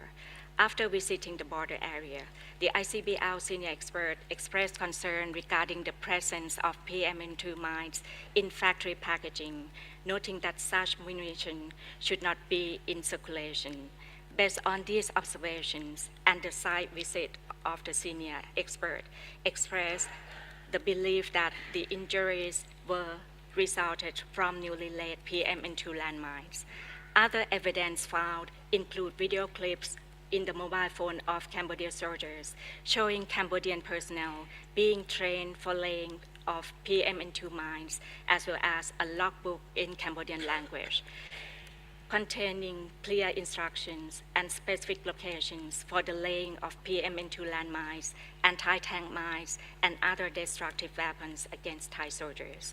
All these incidents, the deliberate placement of landmine in Thai territory with a clear intention to harm Thai military personnel and officials, constitute a direct violation of Article 1 of the APMBC and a grave violation of the sovereignty and territorial integrity of Thailand, which is an outright breach of the principles that are funded in the international law and enshrined in the United Nations charters. Thank you, Madam President. Thank you, Thailand. I understand that Cambodia would like to take the floor again to exercise the right of reply. You have the floor, Cambodia. Thank you, Madam President. Cambodia would like to exercise the right of reply in response to Thailand's comment.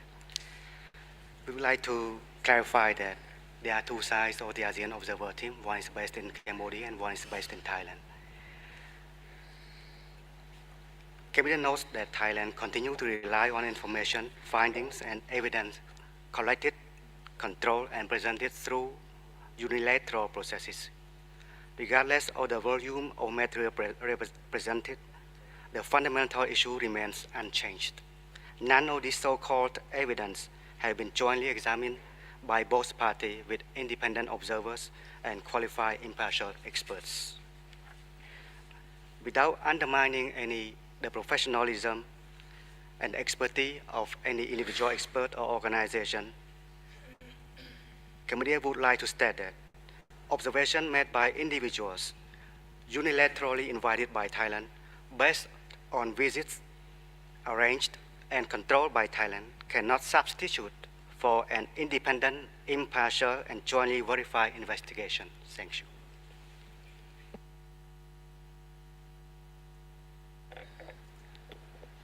Thank you, Cambodia. I would now like to open the floor to any other delegation that wishes to take the floor. Do we have any delegation that wishes to take the floor on this agenda item? I see none. Thank you very much. Dear colleagues, ensuring compliance with the Convention's obligations is not simply a legal requirement, but it is essential to put to an end the suffering and casualties caused by anti-personnel mines as soon as is possible, and to help ensure that the threats that what we are collectively seeking to prevent do not re-emerge. Now, before we turn attention to Article 9, allow me to say a few words about reporting matters, starting with the overall reporting rates for the annual Article 7 report. As you know, the Committee on Cooperative Compliance has the mandate to encourage reporting under Article 7. The submissions of Article 7 reports are also clearly included in the compliance actions of the SIMRIP Action Plan. In this regard, here is the situation. The overall reporting rate this year sits at just under 55%. Not very good. Reporting rates have remained low in general and particularly low for Article 9. I invite you to take a look at Annex 4 of our preliminary observations, which contain this year's reporting rates for states parties that have outstanding obligations. You will see that 54% of states with Article 3 obligations have submitted reports. 50% of states with stockpile destruction obligations have submitted reports. 63% of states parties implementing Article 5 have submitted reports. Only 13% of the 43 states parties with outstanding Article 9 obligations have submitted reports. Some of these figures are too low. I'm convinced that we can do better. As I mentioned, the Compliance Committee is mandated to encourage states parties to submit Article 7 reports and to address all matters under Article 1.2 in cases where a state party has not submitted an Article 7 report.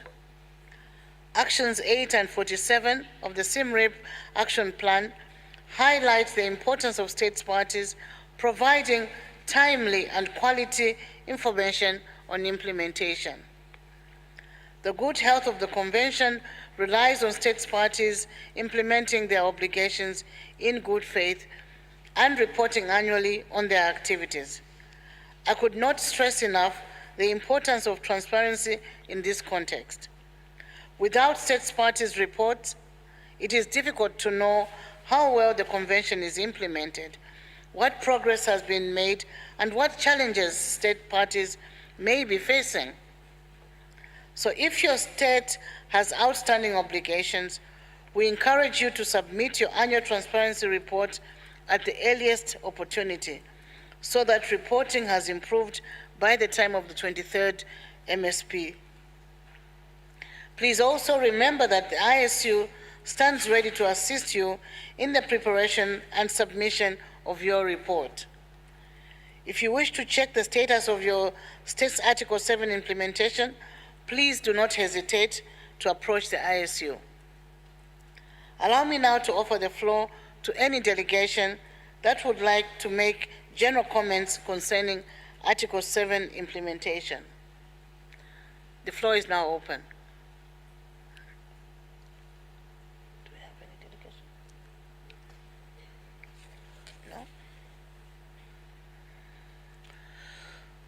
I see no delegation wanted to take the floor. No? None. Okay. Thank you very much. Now allow me to turn our attention to Article 9 matters, the establishment of national implementation measures. At the close of the 22nd meeting of states parties, 45 states parties had not yet reported on implementing their Article 9 obligations. Progress in this area has been very slow, and awareness still needs to be raised on the importance of adopting national legislation to prevent and suppress activities prohibited under this convention in line with Article 9. In this regard, I would like to draw special attention to Action 48 of the SIMRIP Action Plan, under which states parties that have not fulfilled their obligations under Article 9 will urgently need to do so and report no later than the 22nd meeting in December, which was last year. The committee has engaged with states parties and continued raising awareness about the status of Article 9 and the importance of reporting on these matters through the organization of workshops. We intend to plan to meet with many states with outstanding Article 9 commitments. You'll be hearing from myself, the ISU, and committee members in the near future. We hope to hear from all states parties with outstanding obligations under Article 9 as soon as is possible. While we know that it may take some time to pass legislation, your update through your transparency report on the status regarding legislation will be a good starting point. Allow me now to give the floor to delegations that would like to deliver updates on Article 9 or general remarks on these matters. The floor is now open.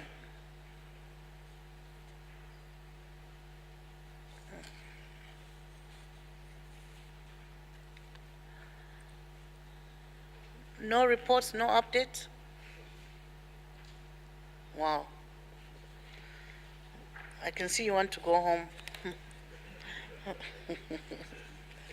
I'll be quick. On behalf of the committee, I would like to thank the delegations that have participated in our discussions, and we look forward to working with you to facilitate compliance in a cooperative manner in accordance with our mandate and in line with the traditional spirit that characterizes this convention. I thank the committee members for their valuable contributions to our work so far this year and for joining me today on the stage. I will now ask the members to leave the podium. Thank you.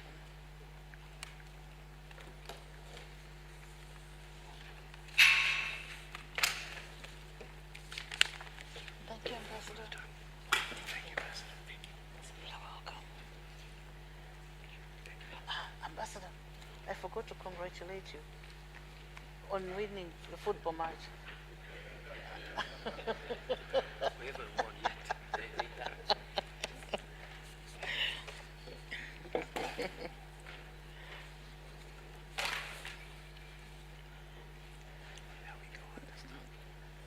Let me congratulate the UK for that wonderful game they put up yesterday. And the DRC, of course. We can continue.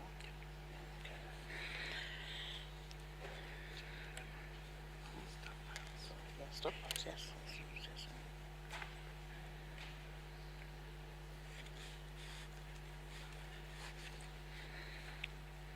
Dear colleagues, it is now time for us to move on to matters related to stockpile destruction and retained mines under Article 3.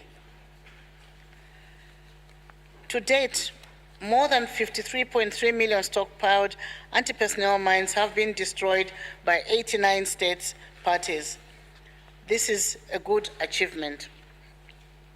While great efforts have been made to destroy all stockpiled anti-personnel mines, persistent and new challenges have prevented full compliance with Article 4. The SIMRIP Action Plan contains a number of actions in this regard to stockpile destruction, including states parties that have missed their deadline will present their destruction plan by the 22nd MSP report on the status of mines, proceed with implementation, and states that retaining mines will annually review the number of anti-personnel mines retained to ensure that they do not exceed the minimum number absolutely necessary, destroy all anti-personnel mines that exceed that number, and to report annually on their use and planned use and on their destruction. Lastly, states retaining mines will also explore alternatives to using live anti-personnel mines and report annually on all these efforts. Under this agenda item, I will first invite states parties which still have Article 4 obligations, followed by all other delegations that wish to take the floor on any matter related to Article 4. At the close of the 22nd meeting of states parties, 2 states parties had reported that they were still in the process of implementing Article 4 of the Convention. This was Greece and Ukraine. In my preliminary observations on stockpile destruction and the retention of anti-personnel mines, you will find updated information on the status of implementation of Article 4. I now wish to give the floor to Greece to give us their report. Greece, you have the floor. Thank you. Madam President, as it is the first time we take the floor under your presidency, allow me to congratulate you on the assumption of your duties and to assure you of the full support of our delegations in your endeavors. At the outset, we would like to congratulate Croatia on the fulfillment of its obligation under Article 5, as well as Lebanon on its accession to the Convention. Madam President, dear colleagues, since the 22nd meeting of states parties, Greece has continued to make steady progress towards fulfilling its obligation under Article 4 of the Convention. It should be noted, however, that during the final phase of the transfer of anti-personnel mines to Demiltech facilities in Croatia, a previously unknown stockpile was discovered. As a result, the transfer process was temporarily delayed as additional administrative and legal procedures were required, included but not limited to the issuance of the necessary import and export licenses and the amendment of the relevant contractual arrangements governing the destruction process. Nevertheless, we are pleased to inform states parties that these procedures have been completed and that the last 25,402 anti-personnel mines will be transferred in the coming weeks to the facilities of the Demiltech company in Croatia. Consequently, Greece will no longer maintain anti-personnel landmines on its territory, except for those retained in accordance with Article 3 of the Convention for training purposes. At this point, we would like to mention that our remaining stockpile of anti-personnel landmines pending destruction amount to 25,658 mines. Madam President, dear colleagues, in light of these positive developments, we would like to assure you that Greece is doing its utmost to be in position to announce the completion of its obligation under Article 4 of the Convention at the 23rd meeting of states parties, notwithstanding, of course, any unforeseen circumstances beyond our control. Thank you for your attention. Thank you, Greece. I'd have loved to give the floor to Ukraine, but as you know, they are not in the hall. So we shall proceed.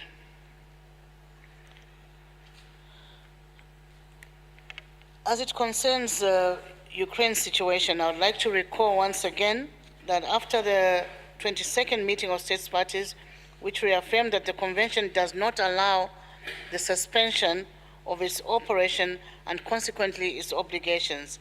In accordance with the decision that we adopted at this 22nd meeting, I would like to call upon Ukraine as a state party to re-engage in a cooperative dialogue on the implementation of its stockpile destruction commitments.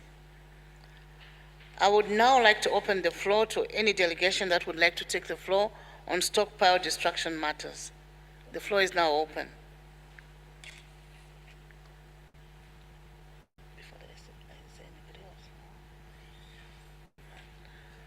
I see ICBL. You have the floor, please.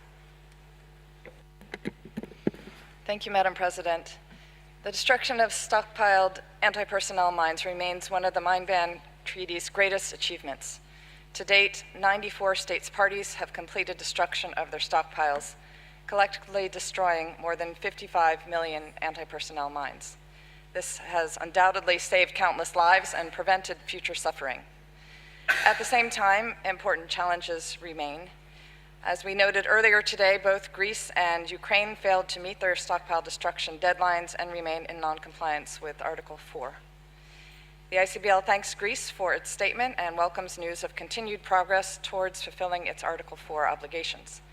We look forward to the completion of destruction of its remaining stockpiles in the next few months. We remain concerned that Ukraine's remaining stockpile may become available for use. It appears a large portion of these mines may now be under control of Russian forces, and publicly available information shows the use of these PFM mines, often attached to drones, and a horrible new innovation in mine laying. We call on Ukraine to ensure that all stockpiles under its control are fully accounted for, secured, and ultimately destroyed in accordance with its treaty obligations. Madam President, today we also face a new and deeply troubling development. For nearly 3 decades, the Convention has helped drive a steady global reduction in anti-personnel mine stockpiles. Yet we are now confronted with the prospect of new production, acquisition, and stockpiling of anti-personnel mines in Europe following the recent withdrawal announcements by 5 states parties. This risks reversing decades of humanitarian progress. New production will inevitably lead to new stockpiles. New stockpiles create pressure for future transfers and use. Every new stockpile represents the possibility of future contamination, future casualties, and future clearance obligations. The Convention's success has never been measured simply by the number of mines destroyed, but by the strength of the norm it established, that anti-personnel mines are unacceptable weapons because of the indiscriminate and long-lasting harm they cause to civilians. The ICBL therefore urges all states parties to remain steadfast in their commitment to Article 4 obligations and to do all they can to ensure destruction of any remaining stockpiles as quickly as possible, as well as to work with states outside the Convention to reject any return to the production, transfer, stockpiling, or use of anti-personnel mines. Thank you. Thank you, ICBL. I see no other speakers on the list. We'll now move on to Article 3, the retention of personnel mines for reasons permitted by the Convention. At the close of the 22nd meeting of states parties, 58 states parties had reported on retained anti-personnel mines in accordance with Article 3. These mines totaled 113,397. We're happy to learn that since then, 2 states parties, Peru and Yemen, have indicated that they no longer retain anti-personnel mines for permitted purposes. We thank these states for their efforts in this regard. We also had to alter the statistics due to recent withdrawals. In this regard, there are now 55 states that have reported that they retain anti-personnel mines for permitted purposes. Together, these states retain 91,793 anti-personnel mines. We are grateful to those states that submitted information on the use of the anti-personnel mines they retain for permitted purposes, and to those that reported on exploring alternatives, 2 key aspects of the SIMRIP action plan. Again, this year, many states parties have retained anti-personnel mines and have not submitted their annual transparency reports. Updated information from these states would be very much welcome, and we will continue following up with them to encourage the submission of updated information. A number of states parties report the same number of retained anti-personnel mines every year and have done so for a number of years. In this regard, I would like to highlight the importance for these states parties to report on the use and plans to use these mines on an annual basis.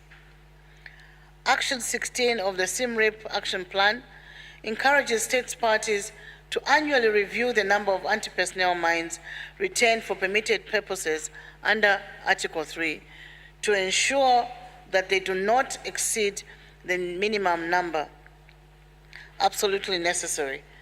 Destroy as soon as possible all anti-personnel mines that exceed that number.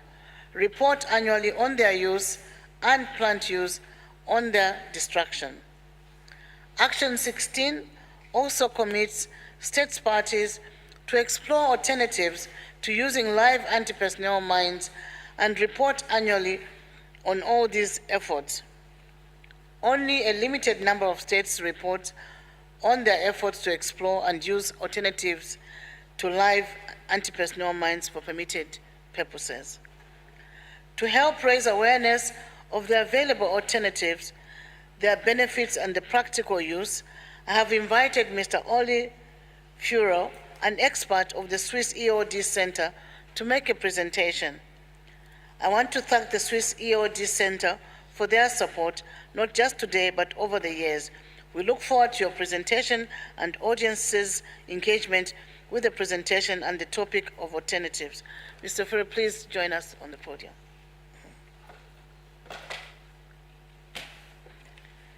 He will also explain how Switzerland makes use of these mines and what assistance the EOD Center can provide with regards to training mines.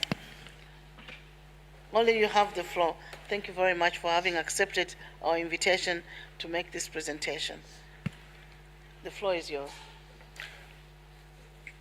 Thank you very much, Ms. President. Dear colleagues, ladies and gentlemen, I was invited to speak today at the panel about alternatives for training and use for research of anti-personnel mines. My name is Oli. I work with the Swiss Government EOD Center as the head of Humanitarian Mine Action. I'm a trained EOD operator and explosive engineer. So you might think, why is a bomb disposal officer walking around with a cardboard box? That could be concerning, but I can assure you there's nothing dangerous in it. Next slide, please.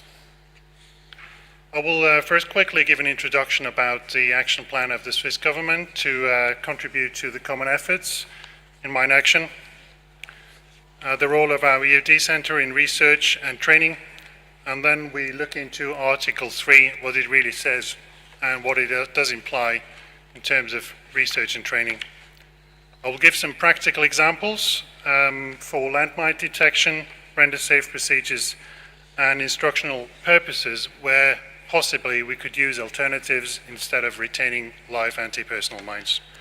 And then hopefully these introductions will give a good basis for interactive discussion. Next slide, please. The Swiss government has an action plan. It is a whole-of-government approach with all the departments working together in a common effort to support other member states in tackling their contamination. We have committed to the humanitarian principles in these actions, and we have three fields of implementation. First of all, the normative framework. So I'm very glad that I can talk here today. Then we do humanitarian mine action on the ground by supporting implementers or deploying our own personnel for expertise. And then we support strongly as well innovation in mine action because we feel there's a lot to gain in this sector. Next slide, please. For your information, the EOD Center is part of the Swiss military forces, but we take pride in more than 20 years of experience in deploying our people as civilian experts to different mine action programs to support technical developments. We also do range clearance, EOD response, and capacity development. Next slide, please. So here we can see Article 3 about exceptions, and the question is always arising, what is the real absolute minimum number necessary to retain so we can still conduct technically sound mine action in the field? I cannot give you this answer because every member state will need to define for themselves. And then, in what circumstances can we actually substitute the use of live mines and still get the same results? Next slide, please. This is a picture of a colleague of mine working in a minefield. He's preparing his detector to go and look for landmines. It's a country where there is what we call minimum metal mines, very difficult to detect. And you can see there's two squares. On the left side is an empty square of bare land where he will check the detector. And then on the right side, where the arrow points, we will have a detection target. We call this a reference piece. This is used to calibrate the detector, so it actually ensures finding the targets we want. The question is, what are you going to put there? So it's realistic and it's going to do the job, but nobody's going to get hurt. Next question, slide, please. Here you can see what we used to do many, many years, and partly we still do. You can see here on the top left, one of a commonly found anti-personnel mine with nearly no metallic content, and you can see only the detonator casing in aluminium. Operators would defuse these mines and then retain the metallic component as a reference piece to calibrate detectors. One can imagine there is implications for this in storage because it's still a live mine fuse.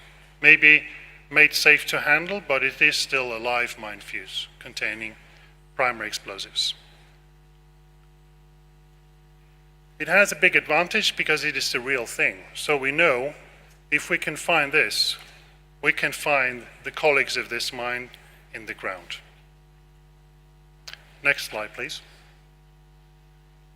There is an issue with this. If you want to get a live mine fuse for calibration of detectors, either you can get it from the store of a country that still retains live mine fuses, and then you can use it for calibration.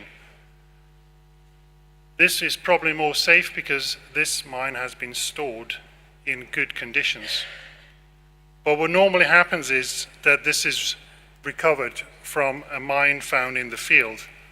Most of you have noticed this is not an anti-personnel mine, it's an anti-vehicle mine, but this fuse is also used very similarly in an anti-personnel mine. Very difficult to detect. And you can see the different steps here in the field because this was taken from a very remote location.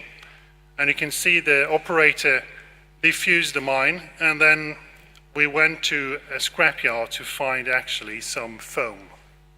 So we found a flip-flop, and we used the foam of the flip-flop and styrofoam to pack the fuse safely in a little box. And then this box can be used in the detector calibration pit. So one can imagine, in terms of safety, not ideal, but in terms of realism, very good. Next slide, please. So we have been starting replacing these calibration items with inert items. So we try to produce man-made, improvised, but actually very reliable reference pieces using extremely small aluminium tubes, and they will be calibrated on a live mine fuse, and then the content of metal is reduced to exact same amount that gives the same signal on this specific detector. So on the left side, this is the real fuse. It's been in the ground for 20 years, baking in the sun at 40 to 50 degrees Celsius. And on the right side, you can see the result of our work where we actually produced a reference piece that gives exactly the same signal.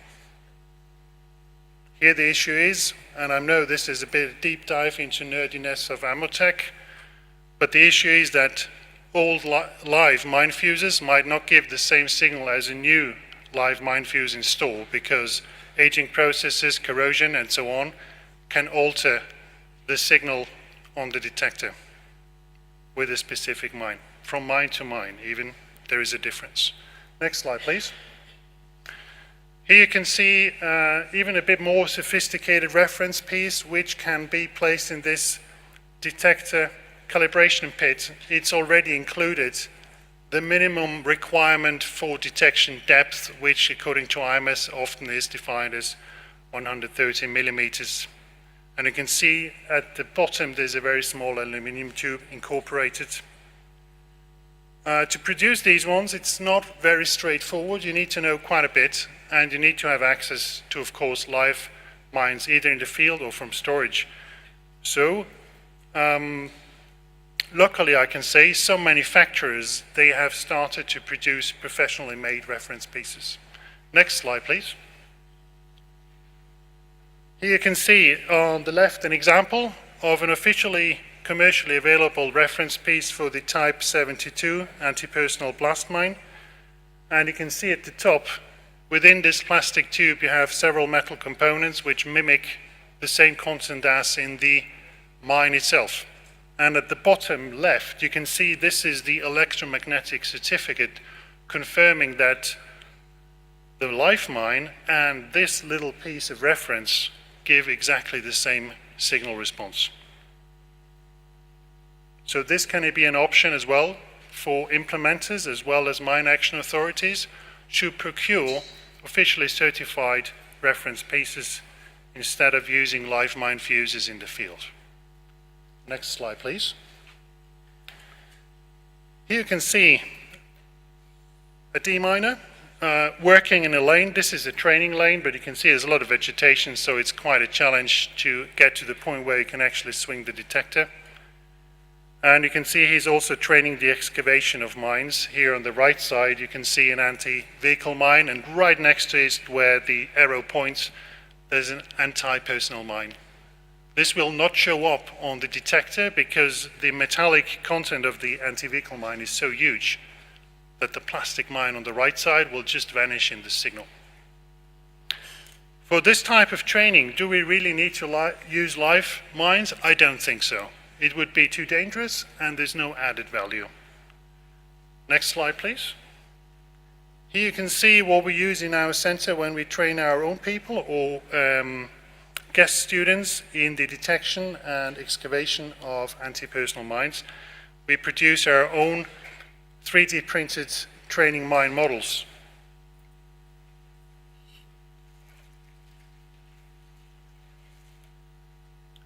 So I brought you one of these here. If you want to, in the break later, you can have a look at it. It is having the same dimensions, same functionality as the real landmine, so it's based on a real model, but it's absolutely inert. There's no explosive, and you can see when you take off the detonator carrier, which is red at the left, you can include a small aluminium component, which will give the similar or same signal as the original mine. So you can train the deminers on detection drills really realistically. One point here of interest is as well that you can see that both mines here, the PMA2 on the left and the M14 on the right, they have incorporated 3D printed markings showing that these objects are free from explosive and they are inert. We feel this is more practical because paintings can be scrubbed off or fall off, and this cannot fall off. So even if in the training, lo and behold, one mine gets forgotten in the ground, even 20 years later, people will immediately see where it comes from and that it is a training mine. Next slide, please. So now here we have another topic. You can see here I've taken this from a regional office in a country contaminated with exactly this type of mine. And these are live mine bodies without fuses. Why would they keep those ones? This regional office was tasked with accrediting animal detection system. So in this case, it was dogs, mine detection dogs. The problem with animal detection is that these rats or dogs, they will only respond to smells and scents they were trained on. So we need to train them on the objects they are supposed to find. If you just train them to find TNT, RDX, composition B, and all the other explosives as a standalone object, they might miss a mine, because some of the mines, they might only smell the plastic body, or the rubber of the gasket, or the paint markings. So sometimes it's not easy to find out what exactly the dog will find. And we feel that for animal detection, it's important to retain some numbers, maybe not large numbers, but some numbers of real items for accreditation to make sure that the animals can find what they're really supposed to find. Next slide, please. The third example I have here is for research of new procedures how to render safe anti-personnel mines. Next slide, please. First of all, there is something which we call neutralization and disarming. That means in some countries it is allowed for organizations to defuse mines. That means separate the fuse from the mine. Not every mine can do this once it's armed, but some mines do allow this, but it is a tricky thing and it involves certain risks. But if you want to train your people on this, you might also look at the same training item. In this case, it is 3D printed with the same functionality, so you can reverse the arming process for a disarming process. And you will have the same functionality as the real mine. Next slide, please. In our training, once we feel the operators have gained some basic experience, we can take it up a notch. I'll show you the next training mine.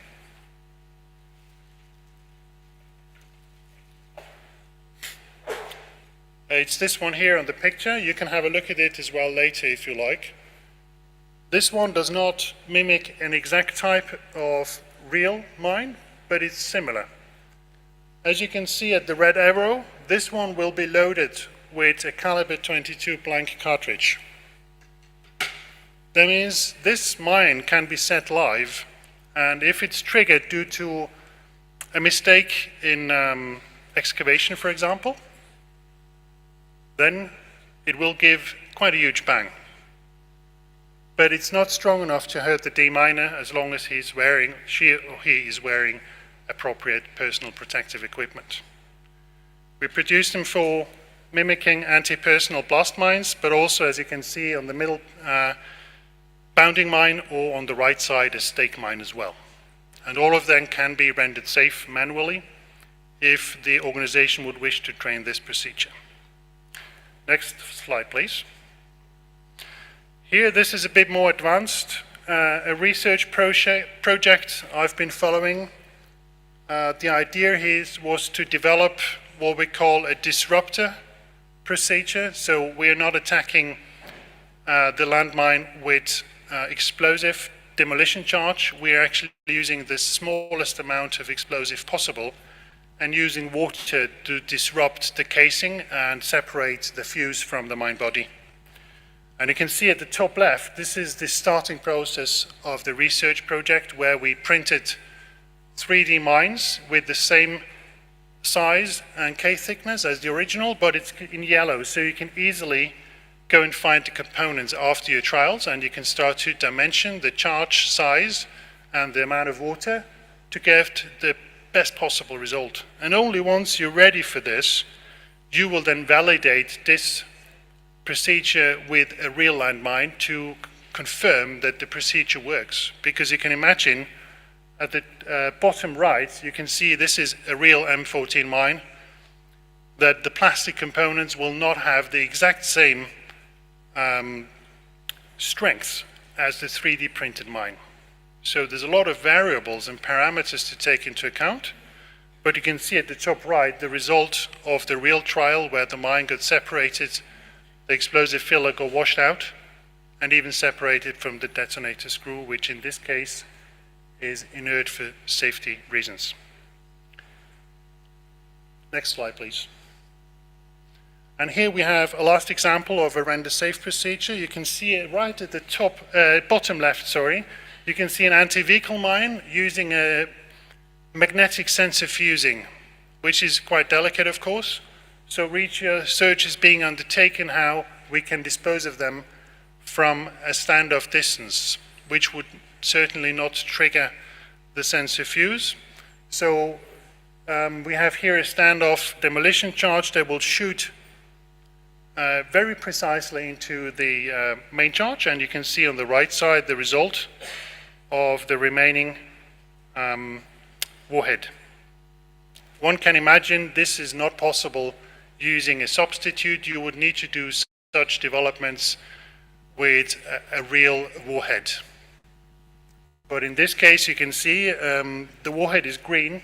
This is the original one, but the fusing system is an inert one. You don't want to hammer about a live mine on a demolition range and then go and look for it knowing it might have actually armed. Next slide, please. Then some examples for the use in instructional purposes. So for example, risk education. Next slide, please. This is a picture taken from a regional office in a country affected by landmines. This regional office would provide this selection of objects for training institutions, so implementers that would run risk education classes in schools, for example, and with the local population. And you can see these are all real explosive remnants and landmines. All of them have been inerted. That means the explosive has been removed and they are marked and individually numbered. This is what we used to do, of course, for many years to provide realistic training. But you can imagine that there is some risk involved in this, because getting the explosive out in itself is not an easy task, and one can ask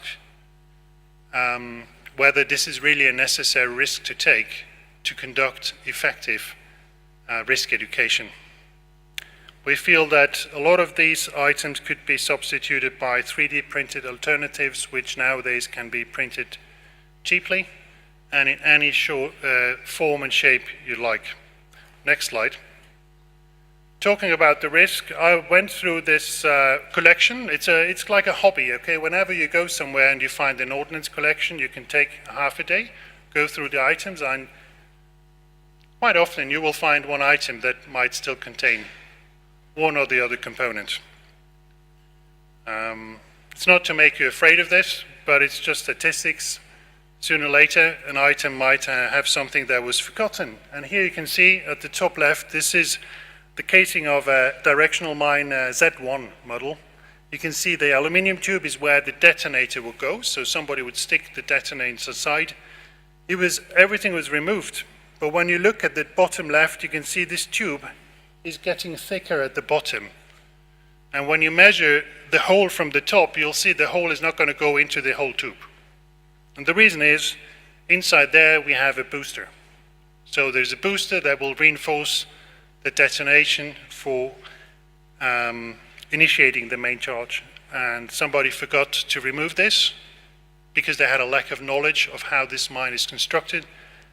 After thermal treatment of this booster, you can see that the tube was ripped apart, and one can think what this happens to a hand if somebody plays with this. Next slide, please.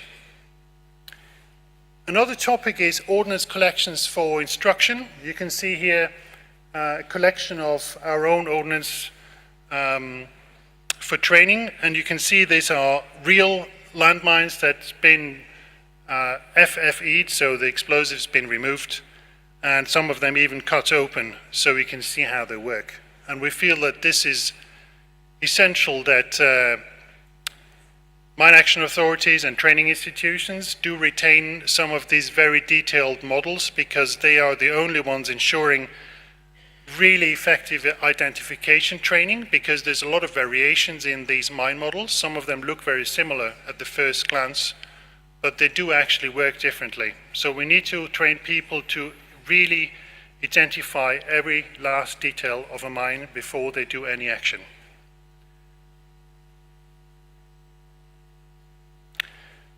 And if you want to do 3D printed mines, you need to start somewhere. So you need to take measurements and program, of course, a model to print a 3D mine. And you can only do this with the original or using original building sketches from the manufacturer. Next slide, please. For me, this is everything in terms of input, what I want to give at the moment.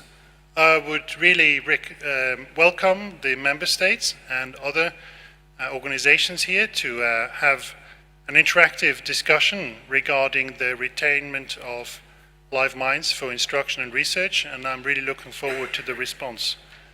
I'll be here for questions. Thank you very much.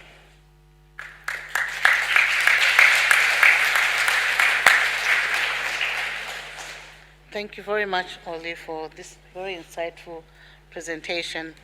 I'm sure most of us are seeing some of these gadgets for the first time. Thank you very much. I'll now open the floor to any questions or comments to Oli's presentation. The floor is now open.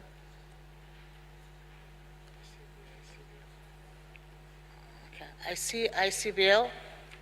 You have the floor. Thank you, Madam President. As you reminded us, the Siem Reap Angkor Action Plan requires that each state party that retains mines under Article 3 annually review the number of mines retained for permitted purposes under Article 3 to ensure that they do not exceed the minimum number absolutely necessary. We are very pleased to hear that Peru and Yemen have recently made such an assessment and decided that the amount needed was 0. We would also like to thank Switzerland for the very detailed presentation on the work they are doing to develop substitutes and other alternatives for research and training, which we hope will help other countries reassess the number of mines they are retaining. According to the Landmine Monitor, a total of 59 states parties retain anti-personnel landmines for training and research. Bangladesh and Sri Lanka top the list now with over 12,000 and 6,000 retained mines, respectively.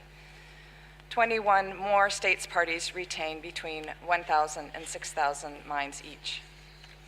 The ICBL has long expressed concern at the number of states parties whose number of retained mines remain the same year after year, indicating that none are being consumed during training or research.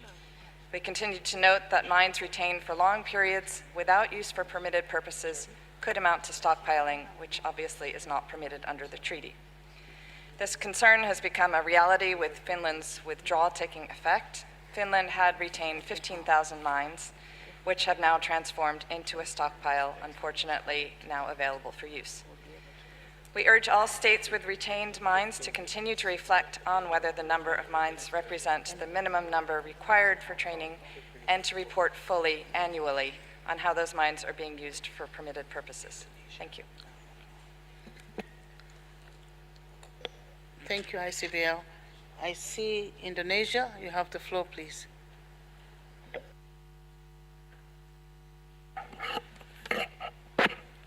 Thank you, Madam President.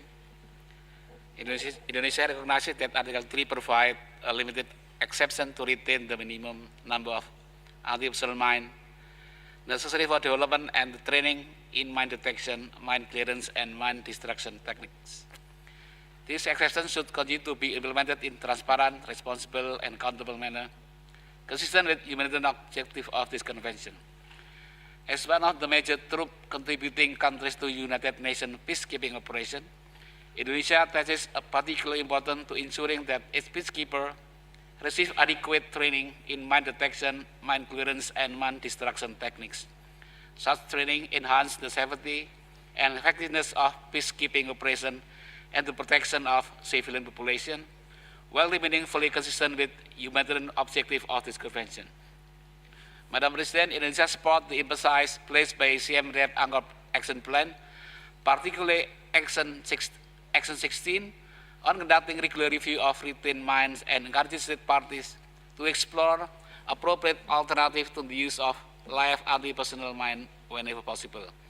In this regard, Indonesia has adopted national roadmap to periodically review and reduce the number of anti-personnel mines written for permitted purposes, with the objective of ensuring that only the minimum number absolutely necessary is maintained in accordance with Article 3 of the Convention. Indonesia believes that technological advances, including inert training devices, simulation technology, and other innovative training methods, offer valuable opportunity for further reduced reliance on live mine while maintaining effective training. We therefore welcome continued exchanges of experience and best practices among third parties. Thank you very much, Madam Chair. Thank you, Indonesia. I see no other hand up. If there's no other state taking the floor, I'll give the floor back to Oli. Do you have somebody?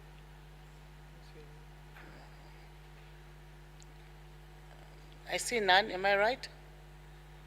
No one taking the floor. Thank you very much. I'll just give the floor back to Oli now for his last remarks. Oli, please, you have the floor. Thank you, Ms. President. I just want to point out that this research and training questions on how many mines should be retained, where this is actually really needed, and where it can be substituted with alternatives is a very good opportunity for international cooperation, where countries can work together on solving these issues, but also on exchanging technical expertise on how to substitute landmines. As we know, these landmines undergo aging and they do have a certain shelf life. So we, of course, welcome any plans for a structured reduction of these stockpiles based on training plans, research plans, and I'm sure that other countries can help each other as well. Our contacts will be in the presentation. If we can be of any help, please let us know. We are very willing to support wherever we can. Thank you. Thank you very much, Oli, for joining us once again. I believe the issue of Article 3 retained mines is different for different countries, and also the context is different. However, what is clear is that it is important that we continue to inform each other on our mines retained, the purpose for retaining them, and the reason why the number retained are the absolute minimum necessary, and annually reporting on how we intend to use them in the future. I would now like to give the floor. Do we have somebody else? No. Yeah. I'd now like to give the floor to any other states parties that would want to take the floor. Nobody. Nicaragua. You have the floor, Nicaragua. Tomando en cuenta que los países no deberían de retener ninguna cantidad de minas en arsenal, como decían ellas, se convierten en almacén. En Nicaragua, en el año que estuvimos realizando capacitación y actividades con la población civil, era necesario llevar en ese momento una cantidad de minas para mostrárselas a la población de forma tal que no se toquen, más a los niños, porque los niños se encuentran estos artefactos en la montaña donde están sus fincas, sus propiedades, sus lotes de producción, y siempre ellos les llaman la atención. Por poner un ejemplo, una vez un niño encontró una granada de PG-7, los que conocen armamento saben. Entonces el niño lo cogió y cogió un machete y empezó a hacer, dice, un bate para jugar. Y cuando él estaba manipulando el machete contra el artefacto explosivo, explotó y desapareció el niño. Entonces, para cuestiones de instrucción, ya que todos los países que están involucrados en el desminado se ven obligados en la sensibilización del personal civil. En el caso de nosotros, en Centroamérica, la Organización de los Estados Americanos, con apoyo de Marminca y esto, se consiguieron unos unos plásticos donde existían esa cantidad de minas, pero en un material como polietileno, y las colocábamos a las escuelas para que los niños pudieran observar, y eran prácticamente idénticos y con los mismos colores. Yo creo que sería bueno, no sé hasta dónde, una campaña para facilitarle a los estados partes este tipo de material de instrucción, de capacitación, para evitar que anden manipulando artefactos, porque como decía él, estar manipulando un artefacto y sacarle el explosivo para después mostrarlo en la instrucción es peligroso. También tenemos escuelas y academias en los estados partes, como una de las escuelas nuestras, el Centro Internacional de Desminado Humanitario en Nicaragua, que ha preparado más de 250 oficiales. En algún momento tenemos que ver minas ya inertes, o se tiene que hacer fundiendo yeso y eso para modificarla, pero no queda igual. Pero cuando hay un artefacto así, tridimensional, ya lleva más claridad. Y eso es lo que se hace, pues sensibilizar a la población civil, visitar las escuelas, visitar colegios, visitar la población, pero con todo este material inerte que se puede elaborar en diferentes partes. No sé cómo hacía, solamente el momento del programa tuvimos facilidad de estos medios. Ya después estos medios ya se terminaron, se nos dañaron. Acordémonos que el terminado en Nicaragua llegó hasta el 2010. Todavía contamos con algunos modelos de eso para instrucción, y así que hacemos conocerlo a los alumnos que llegan, porque ya no tenemos la facilidad de enseñarla, porque ya no existe la mina, y las de Arsenal pues también se destruyeron, porque ya no había razón de ser ni de estar ahí. Pero considero que habría que ver algún estudio para facilitar a los estados partes que están garantizando el cumplimiento del artículo 5, por lo menos facilitar de alguna manera estos tipos de medios para que lleven a cabo la campaña de sensibilización a la población civil y evitar este accidente a los niños. Muchas gracias.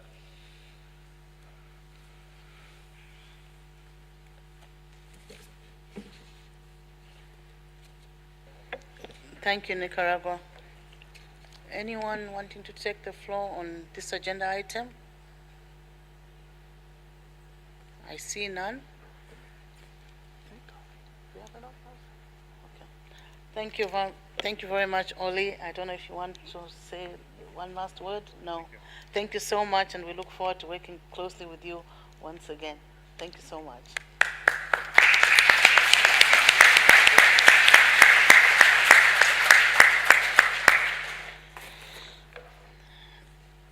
Allow me now, delegates, to turn to agenda item 10. At this point, I'll ask UNODA to come to the podium, and also Australia, if you could please come to the podium. Thank you.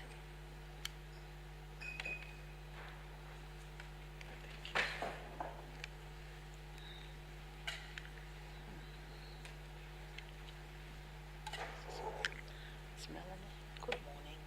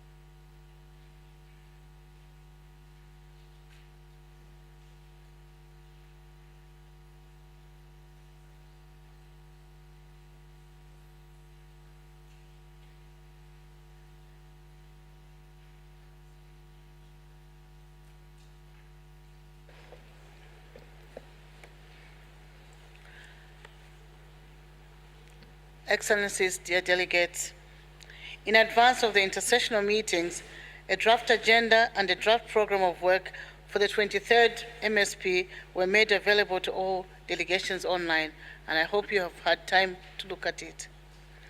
The 23rd MSP will cover all the items traditionally covered by a meeting of states parties. In addition, based on the decisions at the 5th Review Conference, the following 3 sub-items are included. Agenda item 9B2, Mind Risk Education and Risk Reduction. Agenda item 9BJ, B3, Report on the progress made to explore the feasibility of establishing a voluntary trust fund. And Agenda 9.2, H2, Selection process for the new ISU director. We will have a segment for a general exchange of views at the beginning of the meeting on Monday morning as usual.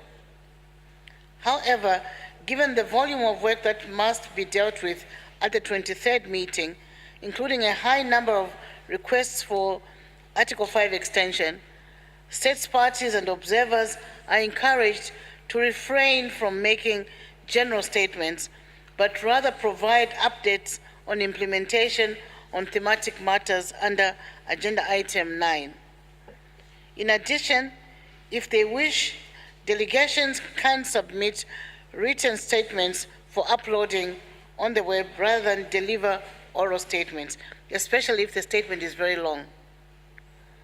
Should there be many requests for the floor that cannot be accommodated on the Monday, another opportunity will be given on Friday morning to deliver general statements. It is my hope that delegations will find these documents acceptable and that we can recommend them for adoption at the 23rd meeting of states parties. If the agenda and program as proposed are generally acceptable, I will proceed in requesting that the Implementation Support Unit transmit them to the 23rd meeting of states parties Executive Secretary for adoption at the beginning of the 23rd meeting of states parties. In mid-September, I will convene an informal meeting in advance of the 23rd meeting of states parties. I will inform delegations of the exact date and venue and time shortly after the intersessional meetings. At this point in time, I would now like to give the floor to Alice Matsizi. I hope I have it correctly. From the UNODA here in Geneva on financial and organizational matters concerning the 23rd meeting of states parties. Alice, you have the floor. Thank you. Thank you very much, Madam President, and thank you to the ISU for giving us space to update the meeting on the financial contributions for the 23rd meeting of states parties of the APMBC. If we can move to the next slide, I have only good news to report. The amount that was agreed at the 5th Review Conference in Cambodia in 2024 is 705,100, and the collection rate is now at 81%, which is really good. A tiny note just to say that last year at the intersessional meetings, our collection rate was slightly higher, was at 90%. So I trust that states parties will deliver and pay their assessed contributions as soon as possible. I would like to remind you all that for the smooth preparation and execution of the meeting in December, all contributions have to be received by the United Nations no later than 1st September 2026. In the next slide, I would also like to remind you all that Article 14 of the IPMBC asks states parties and others to commit and pay their assessed contributions as soon as possible. And this action is reiterated in the Siem Reap Anchor Action Plan. If you have any question or any doubt on where your status of assessed contributions are, or if you have any doubt on how to pay, you're very welcome to reach out to us and we will do our best to help you. Thank you very much, Madam President.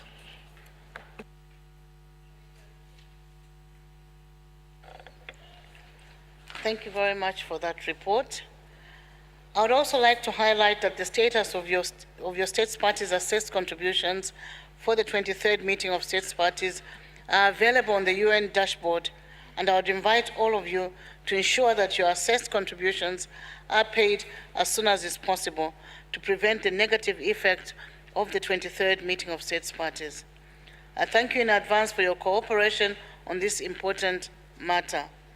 Now let us move to our next agenda item. This will be on the update on the sponsorship program. The sponsorship program has been an essential mechanism in support of the implementation of this convention. The sponsorship program has enabled the participation of a wide range of states in meetings which they would have otherwise not attended. This includes both states parties and states not parties, also supporting our universalization efforts. I'd like to take this opportunity now to express our appreciation to Australia, the sponsorship program coordinator, for its contribution. I now have the pleasure of offering the floor to Australia. You have the floor, please. Thank you, President. Australia is honoured to continue to serve as a sponsorship program coordinator for the APMBC in 2026. As we've just heard, the program is key to our collective efforts to ensure broad, inclusive participation in the work of the convention. As we continue to implement the SEMREAP Anchor Action Plan in the face of mine use across multiple regions, the importance of the sponsorship program is clear. It enables states with limited resources to engage meaningfully in our meetings and share their perspectives. Its value has been clearly reflected in these past days of our deliberations. Sponsored delegates have met with convention committees, participated in experts meetings, and shared their progress and challenges in areas such as mine clearance and victim assistance. The sponsorship program plays a vital role in nurturing this community. The program also continues to support participation by states not yet party to the convention, allowing them to outline steps toward accession and deepen their engagement. This year, we began with a balance of approximately 110,000 Swiss francs, thanks to generous contributions last year from Austria, Canada, France, Germany, Japan, Norway, Switzerland, the Netherlands, Turkey, and my own country, Australia. In 2026, contributions so far from Australia, Canada, Germany, the Netherlands, and Switzerland mean our collective contributions now total approximately 215,000 Swiss francs. We are pleased to report that the sponsorship program is supporting 28 delegates to attend this intersessional from 25 countries. While some delegates were unable to attend due to travel-related challenges, the program's impact remains significant. The estimated cost for sponsorship at intersessional meetings is approximately 75,000 Swiss francs, leaving a projected balance of approximately 140,000 Swiss francs to support participation at the 23rd MSP later this year. As we noted at the MSP last year, while we continue to encourage delegations to consider gender in putting forth their delegations, there remains clear room for improvement in terms of gender participation. For this intersessional, only 17% of sponsored delegates are women, a decrease on previous years. We will continue to work with states to push for improved results at the MSP. While we are well positioned to deliver a robust sponsorship program for the remainder of this year, we rely on your continued voluntary contributions to ensure we can sponsor as many delegates in 2027 as we have this and previous years. I appeal to all states parties. Even modest contributions can make a meaningful difference. Your support ensures that all voices, especially those from mine-affected and resource-constrained countries, can be heard in our shared mission to end the suffering caused by anti-personnel mines. I thank you, President.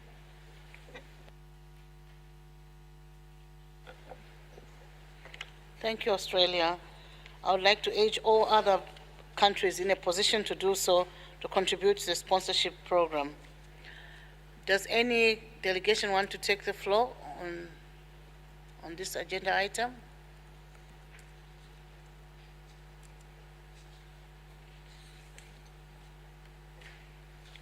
I see none. Let me thank once again Australia and UNODA for joining us today. Thank you very much. Thank you, Australia.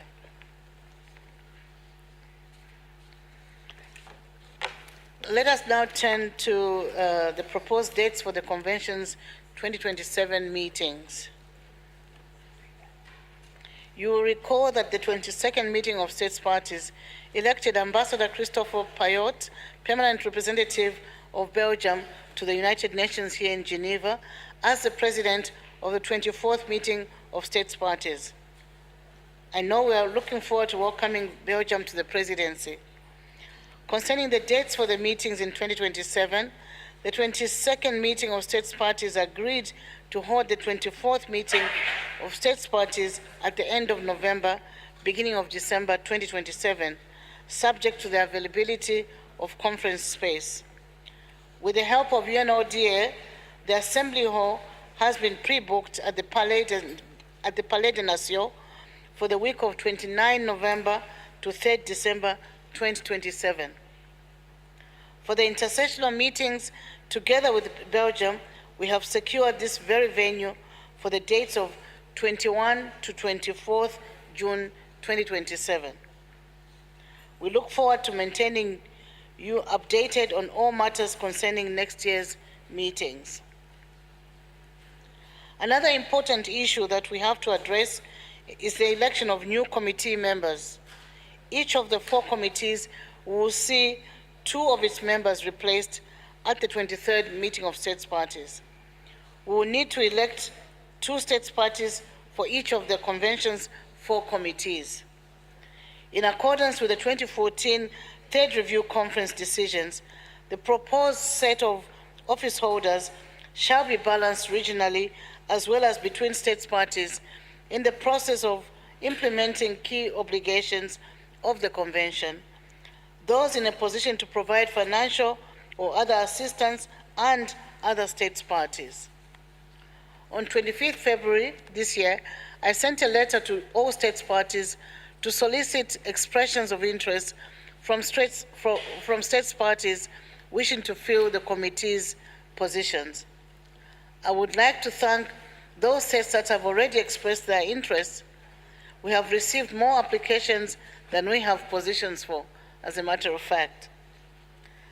I will do my best to propose a balanced and well-represented coordinating committee to the States Parties. I hope to be in a position to present my proposal at the informal meeting in September. Would any delegation at this point like to take the floor on this matter?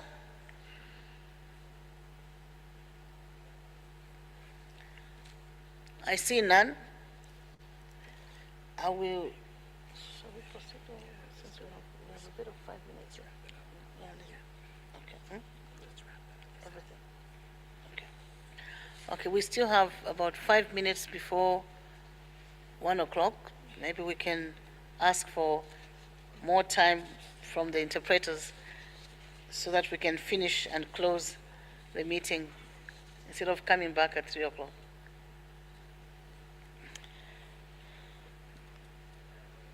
For our last substantive agenda item, allow me to start with an update on the outcomes of this year's pledging conference. Our 11th pledging conference took place on 9th March. 44 delegations, including 40 States Parties, 2 States Not Party, and 5 international and non-governmental organizations attended the conference. We are grateful that many of you joined us and pledged support to the work of the Implementation Support Unit. We heard many States Parties highlighting the essential role played by the unit and expressing their appreciation for its work. I wish to emphasize the importance of contributions from all States Parties in a position to do so as to ensure the sustainability of the ISU's support and reinforce our shared ownership over the unit. If your state has not yet contributed, I strongly encourage you to do so. The ISU staff and activities are covered solely by voluntary contributions. Last year, despite the extraordinary efforts put in by my predecessor to ensure that sufficient voluntary contribution would be forthcoming to the ISU, the cost of the ISU's work plan was unfortunately not fully covered.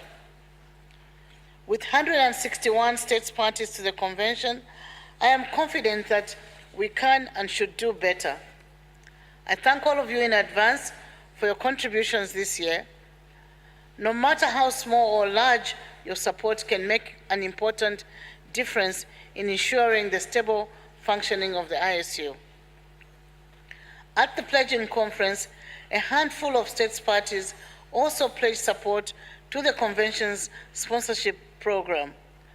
I'd like to thank them and encourage others to consider providing funding to the program to ensure that our meetings continue to be inclusive and that mine-affected states can have a voice in the convention's meetings. Finally, I would also like to highlight the Cooperation and Assistance Fund, an informal mechanism established to strengthen cooperation between affected states parties through the sharing of best practices and lessons learned.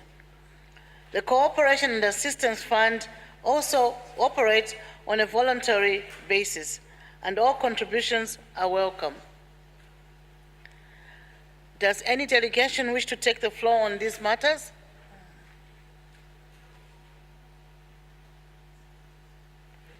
No?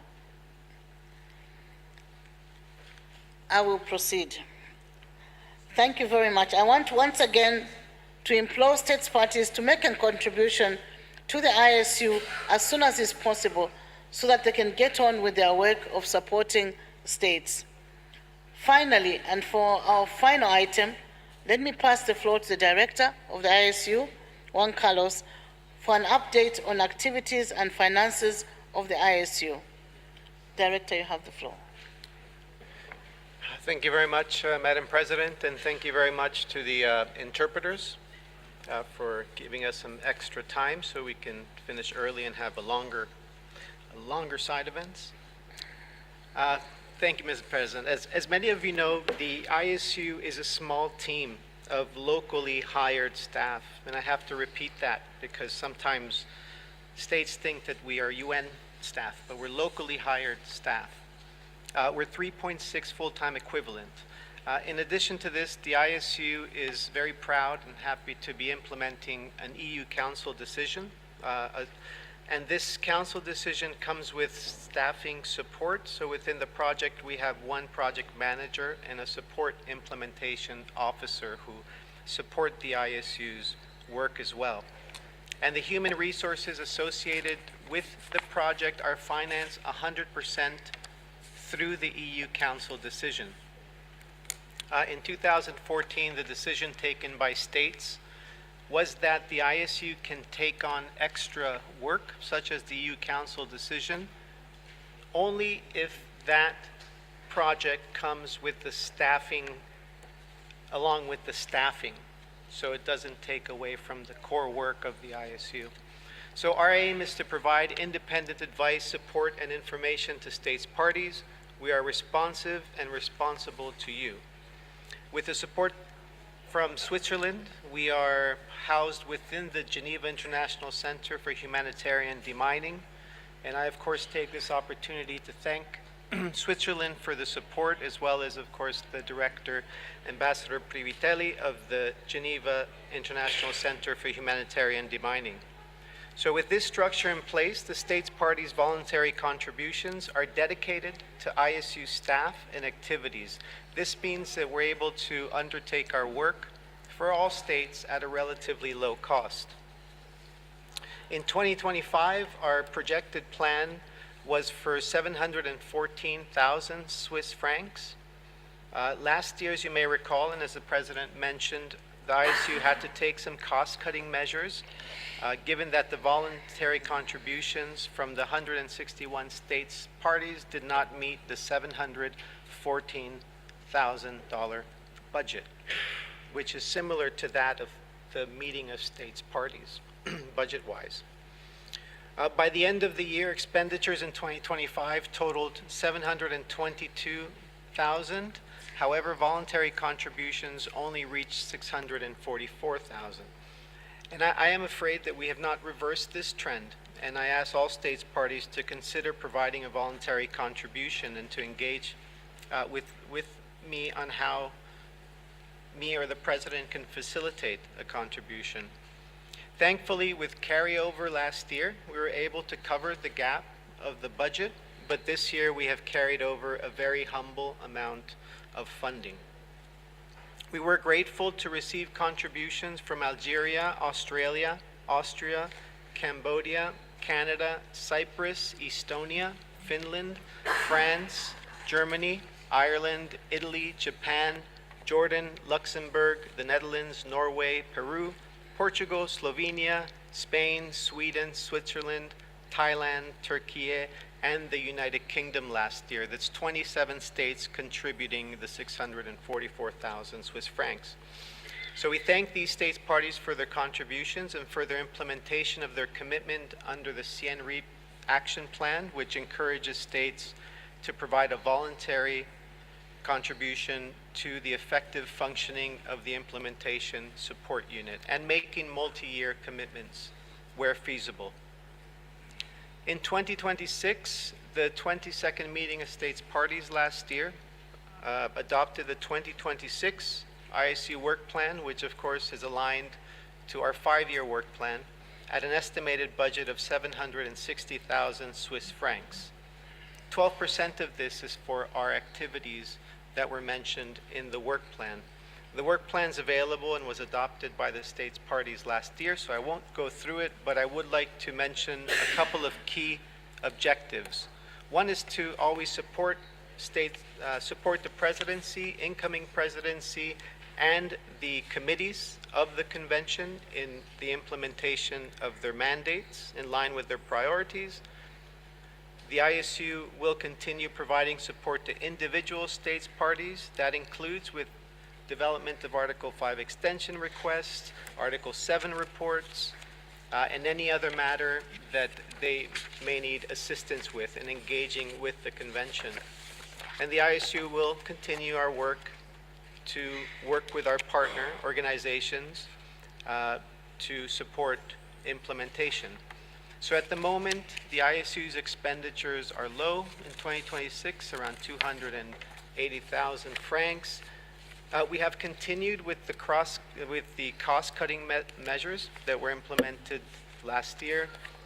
However, that obviously comes to a detriment to the implementation of the work plan and hence a detriment to those states that have requested in-country support from the ISU. So we do need assurances that we will not fall into a deficit should we go forward with the full implementation of our work plan.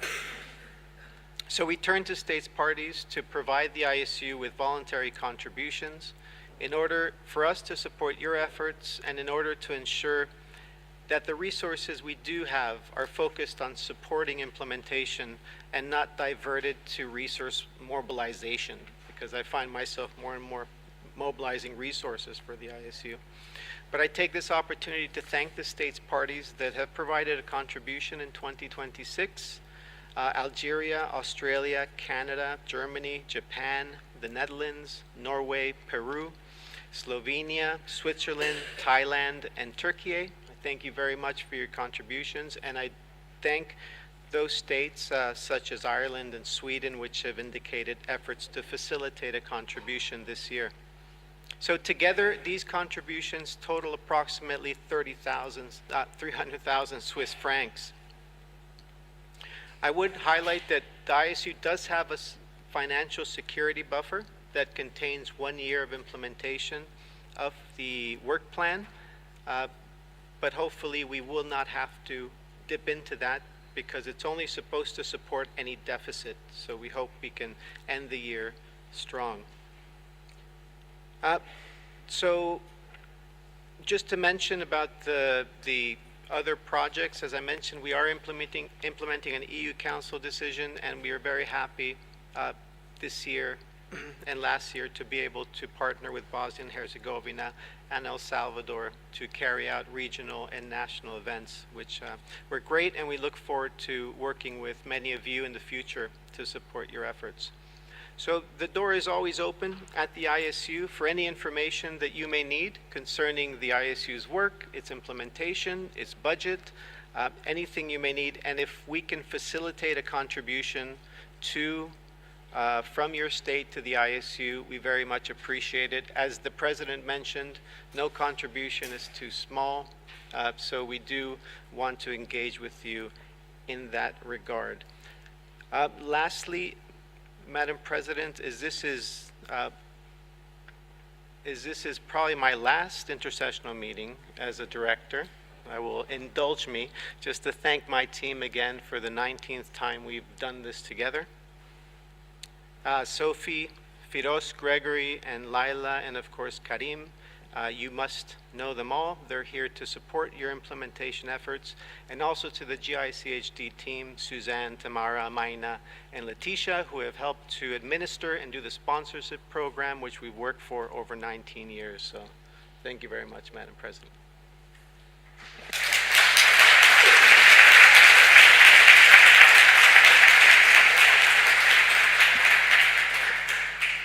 Thank you very much, Juan Carlos, for that update and for reminding us about the importance of the ISU and the work that you do all the time. And of course, you've talked about this being your last meeting, intersessional at least. We can only wish you well. You have been an integral part of this convention.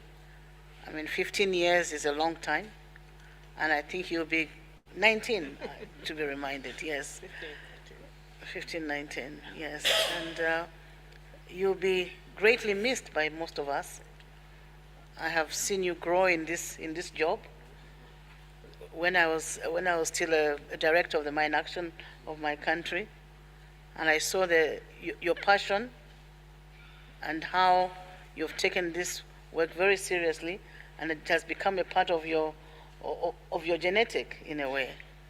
So, but we can only wish you well, and just to remind the states parties that the vacancy is on the website, and the closing date, I think, is 30th June. Am I right? Yeah, 30th June. So you're encouraged to apply if you have the right qualifications, that is. Thank you very much. But thank you once again, Juan Carlos, for your remarks. Excellencies, colleagues, the time has come now for us to end this year's intersessional meeting. But before I formally close the meetings, I would like to thank all delegations for their active participation, their engagement, and continued efforts. I would like to also thank our 4 committees for their invaluable work and for the preparations of their preliminary observations. A special thanks also goes to all the panelists for their valuable contributions to our discussions. Let me once again congratulate Croatia and Lebanon. Maybe another round of applause for Lebanon and Croatia.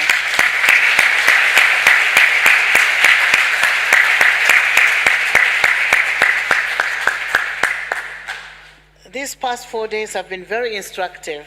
It is clear from your interventions and from your discussions on the margins that the intersessional meetings remain a key opportunity mid-year for mine-affected states and other delegations to interact directly with the Convention's committees, exchange information on their activities in full transparency, and address current issues in the life of the Convention. As we come to the close of the meetings, I would like to remind all delegations of the importance of continuing our work and honoring the commitments we've made to fulfill our common objective to put an end to the suffering caused by anti-personnel mines. As states parties, we must remain united and reinforce our partnerships and cooperation efforts so that progress continues to be made in spite of the difficulties.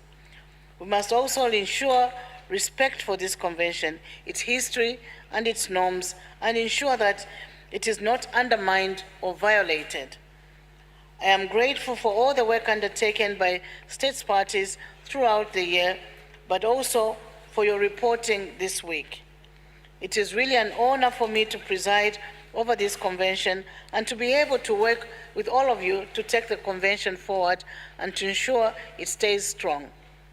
Finally, I would like to thank the ISU for its unwavering support to the convention and its machinery, and for the valuable advice provided to myself and my team in preparation for these meetings.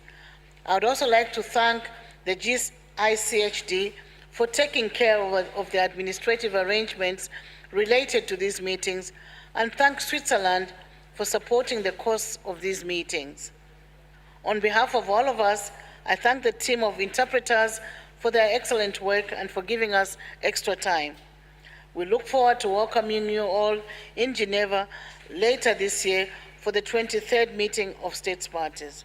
For those who are traveling, we wish you a safe journey back home.